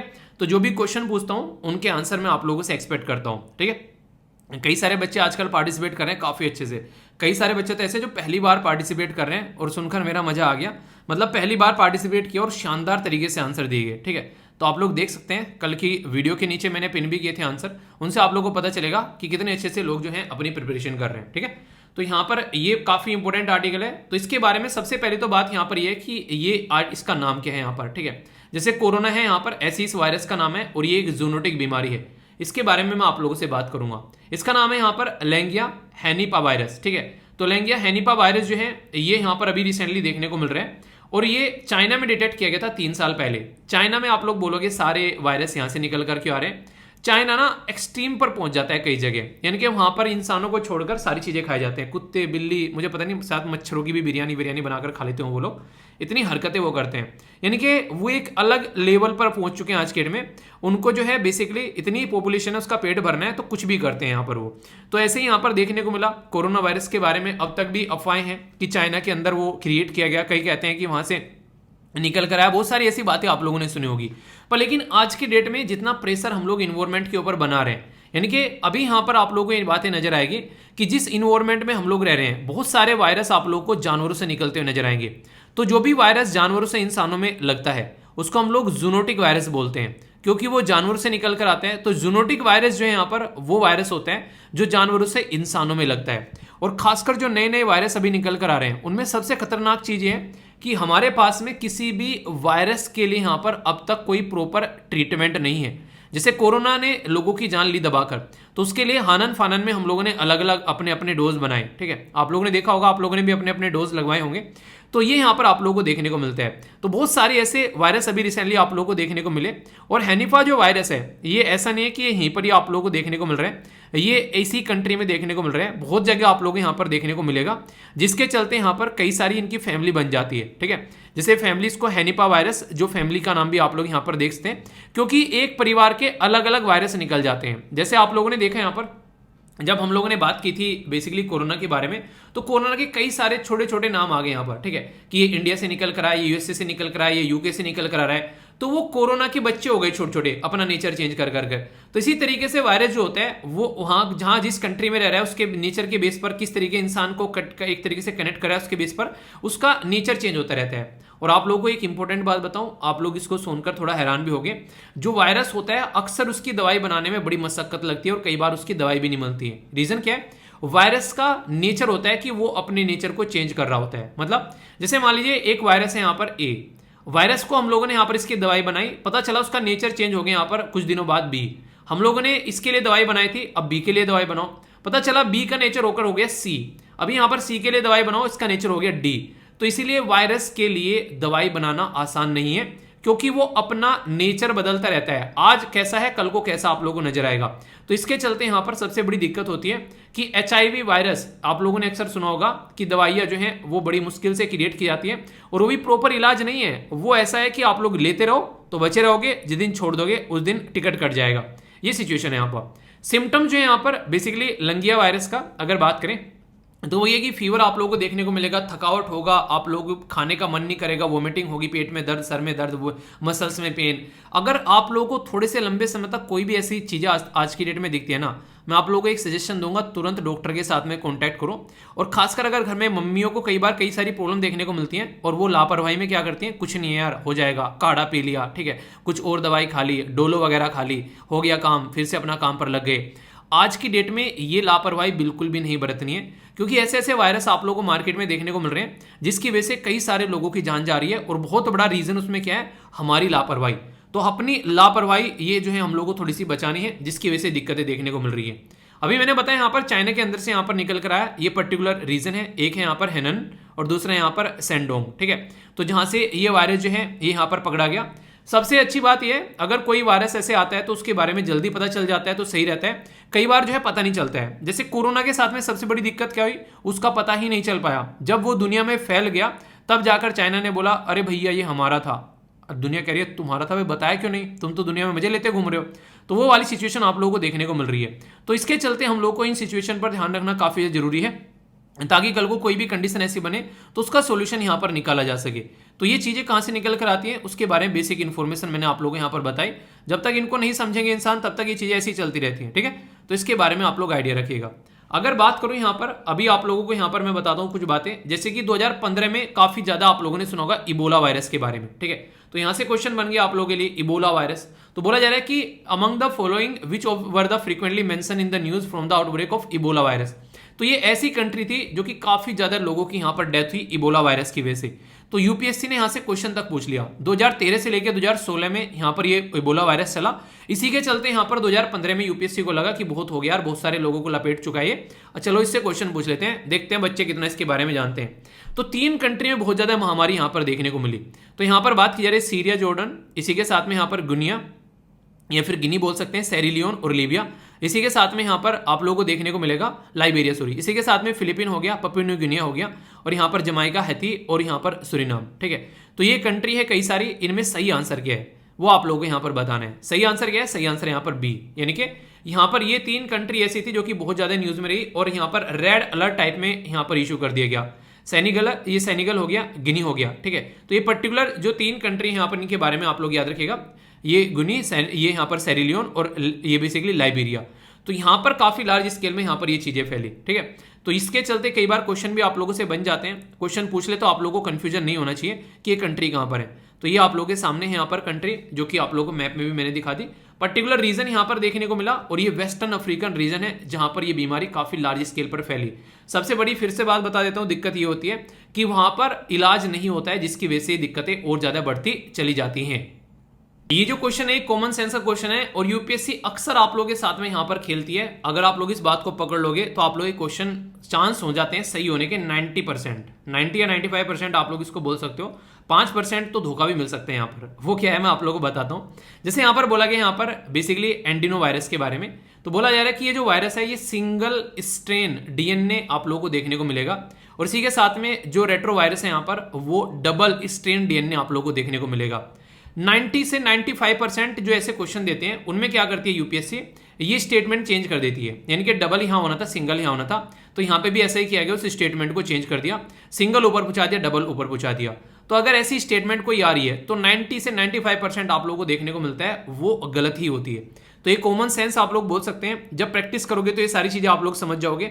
नॉर्मली ये चीजें प्रैक्टिस से आती हैं। जब आप लोग बहुत सारे क्वेश्चन यूपीएससी के प्रैक्टिस कर लोगे तो यूपीएससी के लूप होल आप लोग को पता चलने स्टार्ट हो जाते हैं। इसीलिए कहते हैं कि प्रैक्टिस करके जाना, खासकर यूपीएससी के पुराने क्वेश्चन पेपर। ठीक है, बात की जा रही है कॉमन कोल्ड जो है वो इसके जो समटाइम्स कोज बाय द ये है एंड्रीनो वायरस। ठीक है, where AIDS is cause by the retrovirus. ठीक है, तो ये यहाँ पर क्या सही स्टेटमेंट है? यहाँ पर ये बिल्कुल सही स्टेटमेंट है यहाँ पर। तो कल को चलकर कॉमन कोल्ड आप लोगों से पूछ ले किसकी वजह से हो रहा है। ठीक है, यानी कि जुकाम जो आप लोग हो रहा है वो किसकी वजह से हो रहा है, तो एडिनो वायरस की वजह से हो रहा है, ये याद रखिएगा। ठीक है, तो ये एडिनो वायरस की वजह से हो रहा है। इसी के साथ में अगर एड्स को ही पूछ ले वो किसकी वजह से हो रहा है, तो ये रेट्रो वायरस की वजह से हो रहा है। और एडिनो वायरस जो है यहाँ पर वो डबल स्ट्रक्चर का आप लोगों को देखने को मिलेगा, डबल स्ट्रेन का, और जो रेट्रो वायरस है यहाँ पर ये वो सिंगल स्ट्रेन का आप लोगों को देखने को मिलेगा।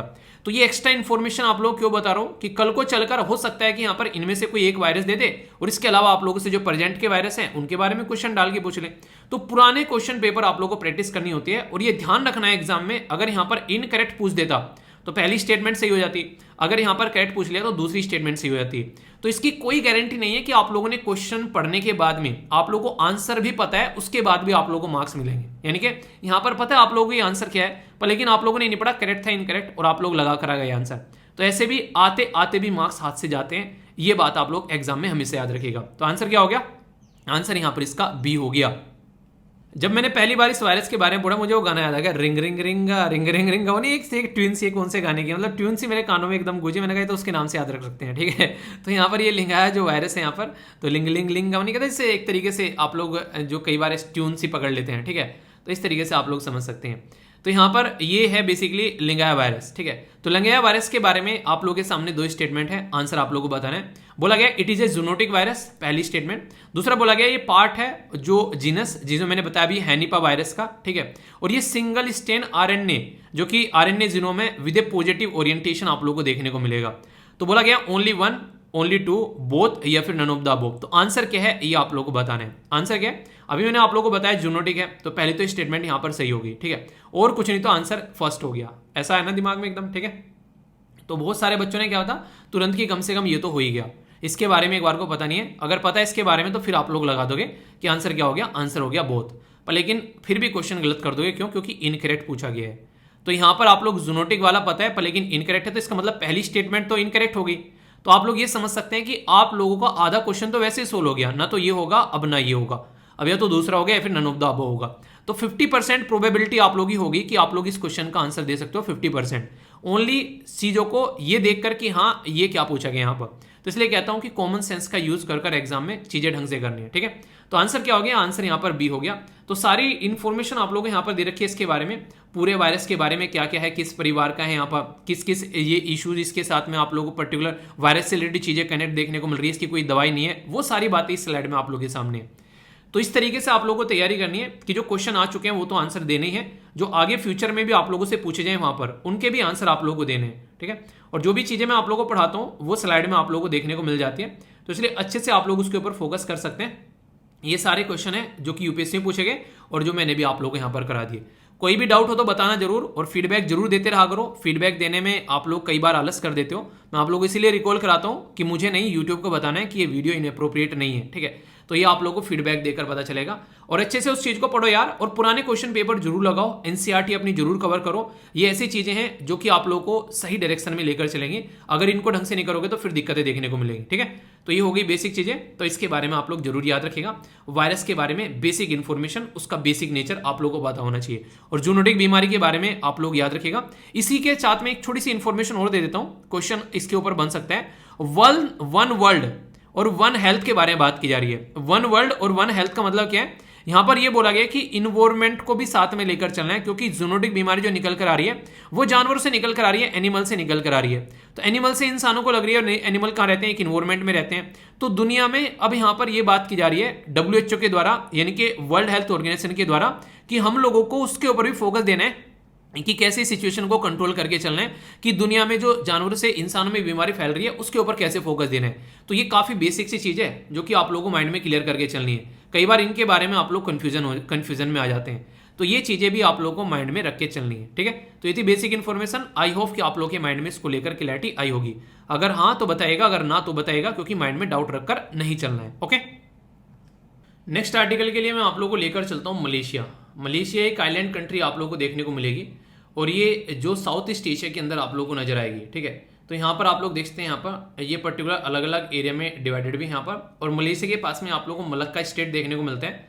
मलक्का स्टेट एक काफ़ी फेमस स्टेट है यहाँ पर, जहाँ से मैक्सिमम व्यापार होता है, और इसी के सामने अपना अंडमान और निकोबार वाला एरिया पड़ता है। यहीं से होकर जाते हैं मलेशिया, सिंगापुर यहीं से पड़ेगा। चाइना को अगर यहाँ पर इंडियन ओशन के अंदर में आना है तो इसी मलक्का स्टेट को पास करके जाना पड़ता है। तो अगर कोई बदतमीजी यहाँ पर काटेगा तो इंडिया की जो आर्मी है वो अंडमान निकोबार वाले एरिया में आप लोगों को देखने को मिलती है, यहाँ पर सिक्योरिटी प्रोवाइड कराने के लिए। इसी से बचने के लिए चाइना जो है वो पाकिस्तान के साथ में कॉन्टैक्ट करके चाइना और पाकिस्तान इकोनॉमिक कॉरिडोर बना रहा है, बना बेसिकली, जिसके ऊपर वो इंडियन ओशन में डायरेक्ट आना चाहता है। कहाँ से? अरेबियन सी के थ्रू।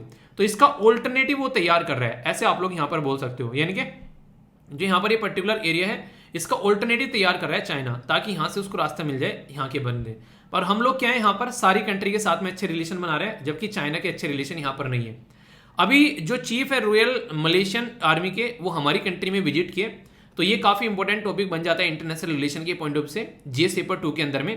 तो इनका नाम है एडमिरल जो 10 श्री मोहम्मद रजा बिन मोहम्मद सानी, ठीक है।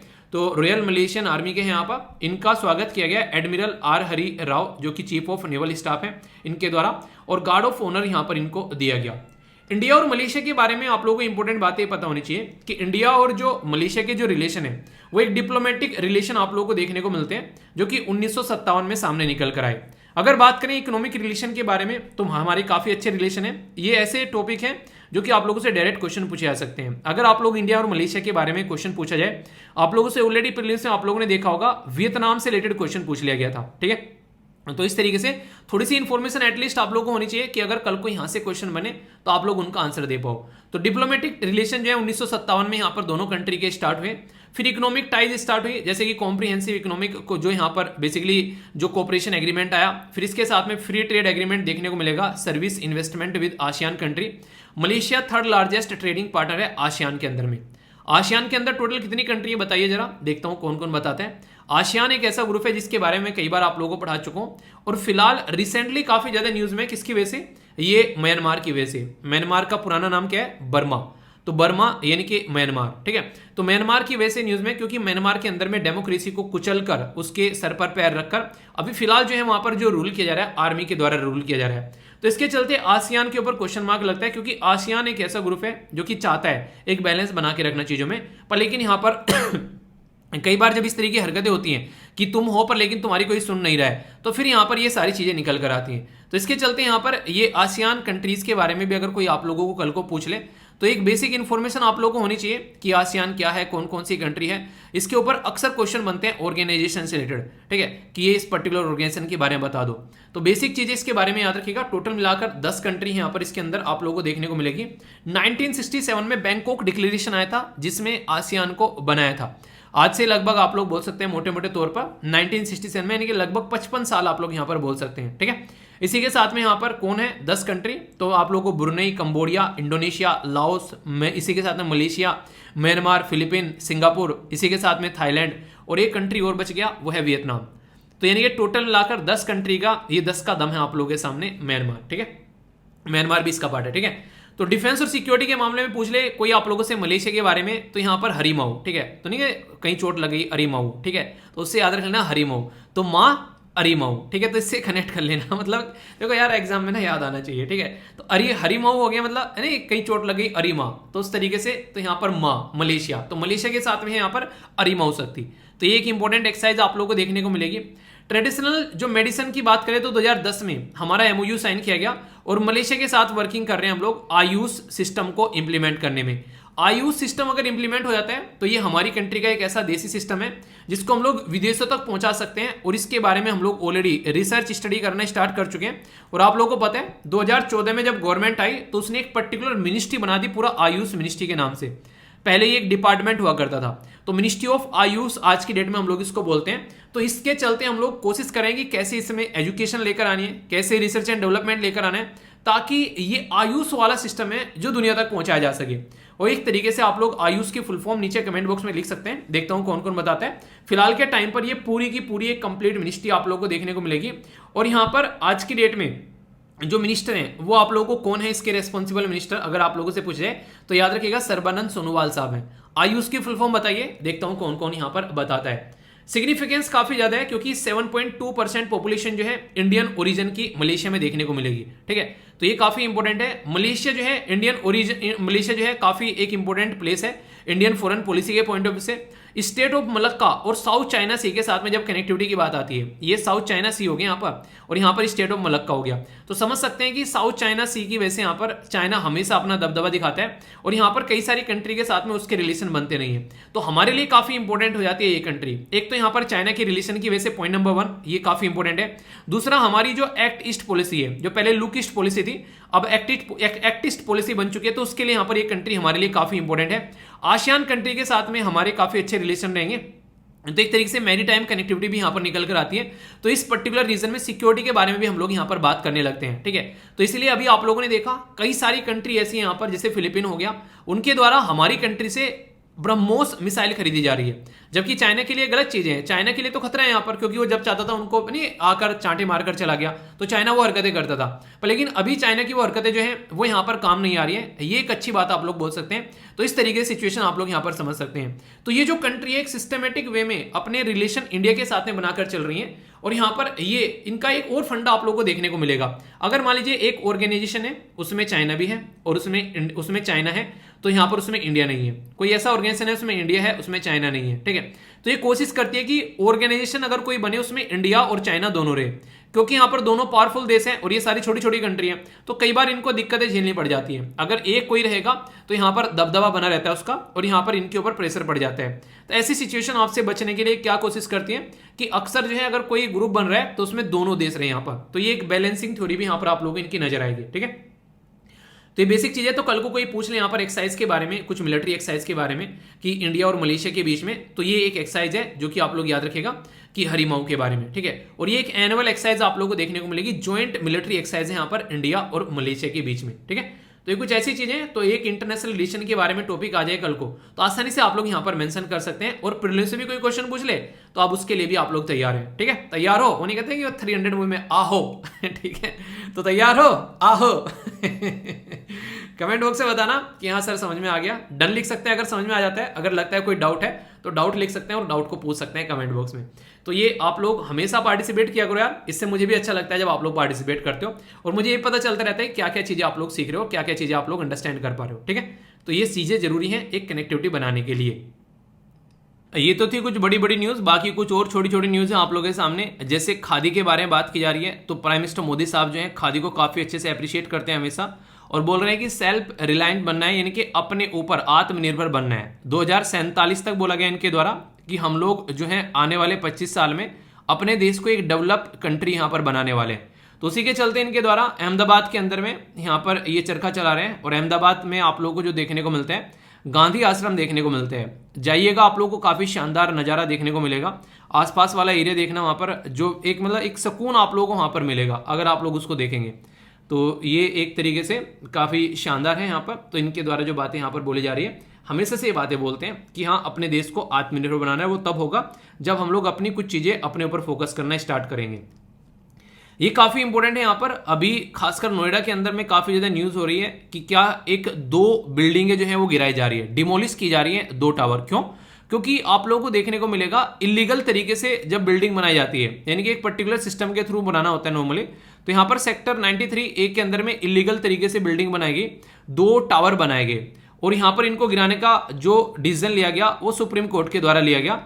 और ये ऐसा नहीं है यहाँ पर पहली बार देखने को मिल रहे हैं यहाँ पर देश के अंदर में, ऑलरेडी केरला के अंदर में भी ऐसी हरकतें देखने को मिली थी। जब यहाँ पर एक पर्टिकुलर एरिया था, वहां पर क्या किया था, नदी के किनारे कुछ ऐसे यहाँ पर ये बना दिए गए थे फ्लैट वगैरह, जिसकी वजह से इन्वायरमेंट को नुकसान हो सकता था। ठीक है, तो आप लोगों को मैंने पढ़ाया भी था मारादू फ्लैट्स के बारे में, तो वहां पर ये चीजें देखने को मिली थी जनवरी 2020 के अंदर में, जब उनको गिराया गया। अभी यहां पर दूसरा देखने को मिलेगा आप लोगों को नोएडा के अंदर में। अच्छी बात यहां पर क्या है, अच्छी बात यहां पर यह कि जो भी फ्लैट बनाने वाले लोग होते हैं, कंपनीज होती हैं, ये अपनी मनमानी चलाती हैं कई बार। तो आगे से ये इन्वायरमेंट को ध्यान में रखेंगे, जो भी रूल्स और रेगुलेशन है उनको ध्यान में रखेंगे कि हाँ ऐसी भी आप लोगों को खामियाजा भुगतना पड़ सकता है। तो यहाँ पर जो भी इसको गिराने के लिए जो गोला बारूद वगैरह है वो पहुंच चुके हैं। यहाँ पर लगभग बात की जा रही है कि अराउंड 3700 जो किलोग्राम एक्सप्लोजिव यहाँ पर पहुंच गए बिल्डिंग को गिराने के लिए, क्योंकि काफी कंक्रीट इस्तेमाल किया जा रहा है और बोला जा रहा है 80,000 टन यहाँ पर डेब्रीज आप लोगों को देखने को मिलेगी जो इसका मलबा निकल कर आएगा। तो ये कुछ बातें हैं इसके बारे में। तो यहाँ पर गलत तरीके से बनाई गई बिल्डिंग जो है वो कहीं ना कहीं इस तरीके से यहाँ पर फिर यहाँ पर इस तरीके कंडीशन बनती है। ठीक है, ये काफी एक ऐसी न्यूज है जो कि कहीं ना कहीं अंदर से इरिटेट करती है। पोक्सो लगा दिया गया यहाँ पर एक पर्टिकुलर बाबा साहब के ऊपर। ठीक है, तो आप लोगों को देखने को मिलेगा यार, कई बार हम लोग देखते हैं सोसाइटी में, हम लोग अपने घर वालों पर, अपने ऊपर, या फिर एक तरीके से नहीं कहते कि अपनी कैपेबिलिटी पर इतना विश्वास नहीं करते जितना विश्वास हम लोग बाबाओं पर करते हैं, और वो बाबा किसी भी धर्म के हो सकते हैं। ठीक है, तो नॉर्मली आप लोगों को देखने को मिलते हैं यहाँ पर फिर गलत तरीके से बच्चों के खिलाफ आप लोग चीज़ देखने को मिलती है। एक पर्टिकुलर सीरीज आती है यहाँ पर बॉबी देओल की, नाम निकल रहा है मेरे माइंड से, शायद आश्रम ही है ना शायद, आई थिंक। ठीक है ना, तो आप लोग देखिएगा, अगर आप लोगों को मौका मिले तो सीरीज है पूरी, उस सीरीज में आप लोगों को देखने को मिलेगा कि कितनी गलत तरीके से इस तरीके की कई सारी चीजें चलाई जाती हैं। तो ऐसा नहीं कि सभी एक तरीके के होते हैं, पर लेकिन मैक्सिमम आप लोगों को देखने को मिलेंगे एक ही थाली के चट्टे बट्टे होते हैं। कईयों पर केस चल रहे हैं, कई सारे जेल में हैं। तो कोशिश करो कि जिंदगी में यार अपनी जिंदगी के ऊपर फोकस करो, अपने माँ बाप की रेस्पेक्ट करो, उनके ऊपर फोकस करो, ये सारी चीजें यहाँ से निकल कर आती है। तो पोक्सो एक्ट होता है, यहाँ पर किसी बच्चे का हरेसमेंट किया जाता है जब यहाँ पर, तो हमारे देश में एक कानून बनाया गया है जिसको बोलते हैं protection of child from the sexual offence. तो ये आप लोगों के देखने को मिलेगा। तो यहाँ पर इनके खिलाफ अभी केस चल रहा है। तो ये एक तरीके से कहीं ना कहीं एक ट्रस्ट तोड़ने वाली बात भी आप लोगों के सामने यहाँ निकल कर आती है। ठीक है, एक और ऐसी न्यूज़ है यहाँ पर जो अंदर से बेचैन करने वाली है। 2 बीएसएफ के जवान के द्वारा रेप किया गया, यहाँ पर उनके ऊपर मतलब रेप का चार्ज लगाया गया। ठीक है, तो यहाँ पर ये एक औरत थी जो कि बॉर्डर को क्रॉस करने की कोशिश कर रही थी, यहाँ पर नॉर्थ 24 परगना। ठीक है, जो ये देखने को मिलेगा यहाँ पर, खासकर अगर बात करते हैं आप लोग वेस्ट बंगाल और बांग्लादेश के बॉर्डर पर, तो वहां पर ये माना गया कि जवानों के द्वारा एक वुमेन का रेप किया गया यहाँ पर, जो कि 23 ईयर ओल्ड है। तो गिरफ्तार कर लिया गया यहाँ पर जो वेस्ट बंगाल की पुलिस है उनके द्वारा दोनों को यहाँ पर। तो जब एक तरीके से रक्षा करने वाली ऐसी चीजें कर देते हैं तो फिर लोगों का ट्रस्ट जो है वो ब्रेक होना स्टार्ट हो जाता है। तो ऐसे ही खासकर एक नॉर्मल इंसान में और एक ऐसे लोगों में जो ट्रेंड लोग हैं जिन पे लोग ट्रस्ट करते हैं, तो यार वो फिर एक तरीके से एक नेगेटिव एक इन्वायरमेंट बनाता है सोसाइटी के अंदर में। आप लोगों ने देखा ना, कई बार पुलिस से लोग डरते हैं, जबकि पुलिस है किस लिए? लोगों को प्रोटेक्शन प्रोवाइड कराने के लिए, और पुलिस से लोग डर रहे हैं। तो ये नेगेटिव वाइब्स होती हैं कहीं ना कहीं, ऐसा आप लोग यहाँ पर बोल सकते हैं, जो कि एक नेगेटिव इंपैक्ट डालता है। ठीक है, एक यहाँ पर प्रोटेस्ट चल रहा है। देखिए, अगर इंसान को एक मिनिमम वेज ना मिले तो वो अपनी जिंदगी कैसे जी पाएगा? तो यहाँ पर जो स्विगी है उन्होंने बोला कि मिनिमम वेज वो प्रोवाइड कराएंगे। यहाँ पर उनके द्वारा ये बोला गया था कि एक अच्छी वेज मिलेगी, लगभग यहाँ पर इतना एनुअली जो कमा सकते हैं, एक तरीके से 34 से लेके ये 56,000 तक का बोला गया था। पर लेकिन अभी फिलहाल जो है यहाँ पर आप लोगों को देखने को मिल रहा है प्रॉपर नहीं मिल पा रही है चीजें। अभी इनको रिवाइज किया जा रहा है यहाँ पर, एक तरीके जो उनको रिसीव कर रहे हैं वो लगभग 10 से लेके 15,000 मंथ यहाँ पर मिल रहा है, वो भी पूरे दिन सड़कों पर घूमने के बाद में। ठीक है, अभी मैंने आप लोगों को एक दिन एक एक्सपीरियंस भी शेयर किया था।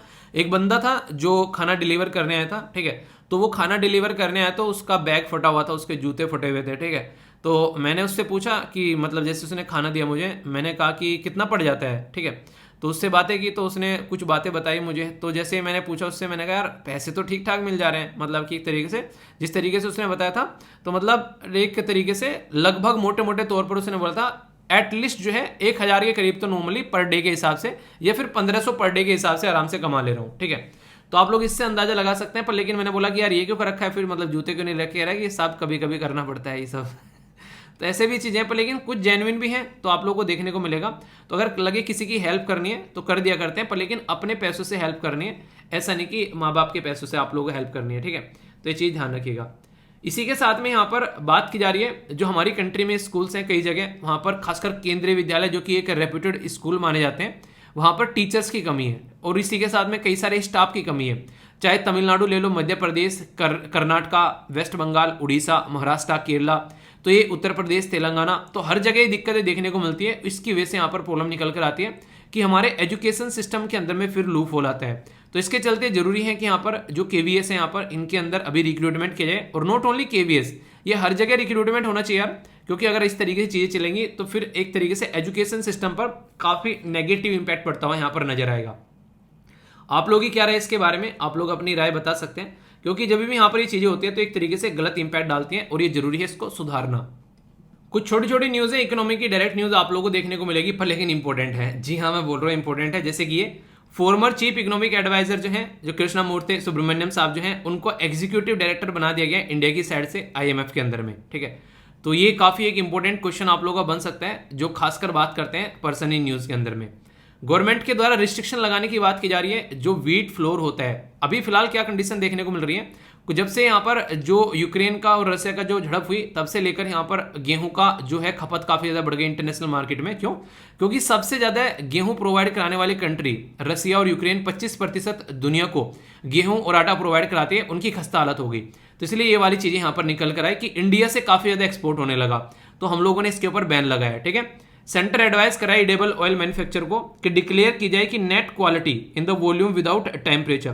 तो यहाँ पर जो भी दिक्कत होती है, देखिए ये भी ऐसा एरिया है जो कि हम लोग बाहर से खरीद कर लेकर आ रहे हैं काफी ज्यादा, तो इसके ऊपर ही फोकस दिया जा रहा है। इंडिया और मॉरिशस ज्वाइंट मीटिंग में यहाँ पर अभी कोशिश करने small and medium enterprise cooperate करें न्यू दिल्ली के अंदर में, तो ये एक तरीके से इसके ऊपर बातें की गई। ठीक है, तो ये कुछ ऐसी बातें हैं जो कि डायरेक्ट आप लोगों से क्वेश्चन पूछे जाते हैं।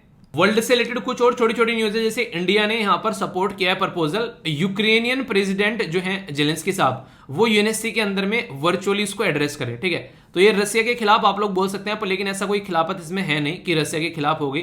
तो ये ऐसी ऐसी बातें हैं, कई बार इसके ऊपर बहुत सारी वीडियोस आप लोगों को देखने को मिलेंगी। तो ये सब फालतू की बातें होती हैं, एक पॉइंट की न्यूज होती है, इनको देखकर साइड में आप लोग कर सकते हैं। ठीक है, तो इसके ऊपर ऐसा नहीं कि आप लोगों को बैठ के पूरी राम कहानी सुननी है। 8th India Brazil joint commission जो है उसकी मीटिंग देखने को मिल रही है ब्रासीला में, जो कि ब्राजील के अंदर देखने को मिलेगा। तो ये ऐसे क्वेश्चन आप लोगों से डायरेक्ट पूछ ले जाते हैं। यूक्रेन के 22 लोग मारे गए यहाँ पर चैप्लिनी टाउन के अंदर में। ठीक है, चैप्लिन जो बेसिकली यहाँ पर रशिया के रॉकेट दागा गया। तो ये एक छोटी सी न्यूज है, ये इंपॉर्टेंट है। यहाँ पर मावन, ये एक ट्रॉपिकल स्टॉर्म है फिलीपीन के अंदर, जो कि यहाँ पर अभी स्ट्राइक किया और कई सारे लोगों की यहाँ पर डेथ हो गई। तो ये एक बेसिक चीज है जो आप लोग याद रखिएगा। ठीक है, कई बार छोटे छोटे क्वेश्चन जो है आप लोगों से पूछ ले आते हैं, तो हल्का सा आइडिया होना चाहिए। बाकी आज के एसएलवी कमांडो आप लोगों को देखने को मिले, जो मैंने आप लोगों को बताई दिए। और कल मैंने जो पर्सनैलिटी के बारे में पूछा था आप लोगों से, तो यहाँ पर ये देखने को मिलेंगे जो पर्टिकुलर पर्सन जिनके द्वारा गोल्ड मेडल जीता गया। ठीक है, तो यहाँ पर जेरेमी, इनका नाम आप लोग यहाँ पर याद रख सकते हैं। तो काफी इंपॉर्टेंट पर्सनैलिटी है जिनके द्वारा भी गोल्ड मेडल जीता गया कॉमनवेल्थ के अंदर में। तो ये मैं आप लोगों से वो पर्सनैलिटी कवर करा रहा हूँ यहाँ पर जिनके द्वारा अभी रिसेंटली काफी अच्छा अचीवमेंट कोई ना कोई किया गया है। तो इनके बारे में हल्का सा आप लोग याद रखते हैं। मिजोरम से आते हैं और 19 साल का एक पर्टिकुलर बंदा है। ठीक है, तो वेट लिफ्टिंग में इनके द्वारा जो लगभग 274 किलोग्राम में इनके द्वारा मेडल यहाँ पर जीता गया। ठीक है, तो ये समझ सकते हैं। तो ये काफ़ी एक तरीके से एक अप्रिसिएशन करने वाली बात है। और आप लोग देखिए, अगर कोई ऐसा बच्चा है ना जो गेम में जाना चाहता है तो उसको सपोर्ट करो, क्योंकि एक ऐसा एरिया जिसमें हमारी कंट्री का नाम जो है रोशन होगा इंटरनेशनल लेवल पर, अगर हम लोग सपोर्ट करेंगे तो। ये था आज का डिस्कशन। आई होप कि आप लोगों ने शानदार तरीके से एंजॉय किया होगा। कहीं पर भी कोई डाउट हो तो बताना जरूर, और टेलीग्राम पर जरूर कनेक्ट हो जाना। जो भी चीज़ें रहेंगी वो मैं वहाँ पर शेयर कर दूंगा, जिससे कि आप लोग सारी चीज़ें जो हैं वो आप लोगों को इकट्ठी मिलती रहे। और पीडीएफ भी आप लोग यहीं से जाकर डाउनलोड कर सकते हैं। ठीक है, और बाकी जो नोट्स वगैरह हैं कुछ आप लोगों को यहाँ पर मिल ही जाएंगे, उनको आप लोग अच्छे से एंजॉय कर सकते हैं। तो सारी चीज़ें आप लोगों को यहाँ पर मिल जाती हैं। तो कैसा लगा आज का डिस्कशन, फीडबैक जरूर देना, लाइक या डिसलाइक कर आप लोग बता सकते हैं। और इसी के साथ में कोशिश करो कि अपने टाइम को ढंग से यूटिलाइज करो, क्योंकि यार आप लोगों की जिंदगी है, आप लोगों को सुधारनी है। कोई किसी की जिंदगी नहीं सुधारता है, सब अपने ऊपर काम करने लगे तो सबकी जिंदगी अपने आप सुधर जाएगी। तो ये आप लोगों को हमेशा अपने ऊपर अच्छे से फोकस करना है। ठीक है, तो बड़ों को नमस्ते, छोटों को प्यार, छोटी सी लाइफ है, एंजॉय करो यार। मिलता हूं नेक्स्ट वीडियो में, तब तक के लिए जय हिंद।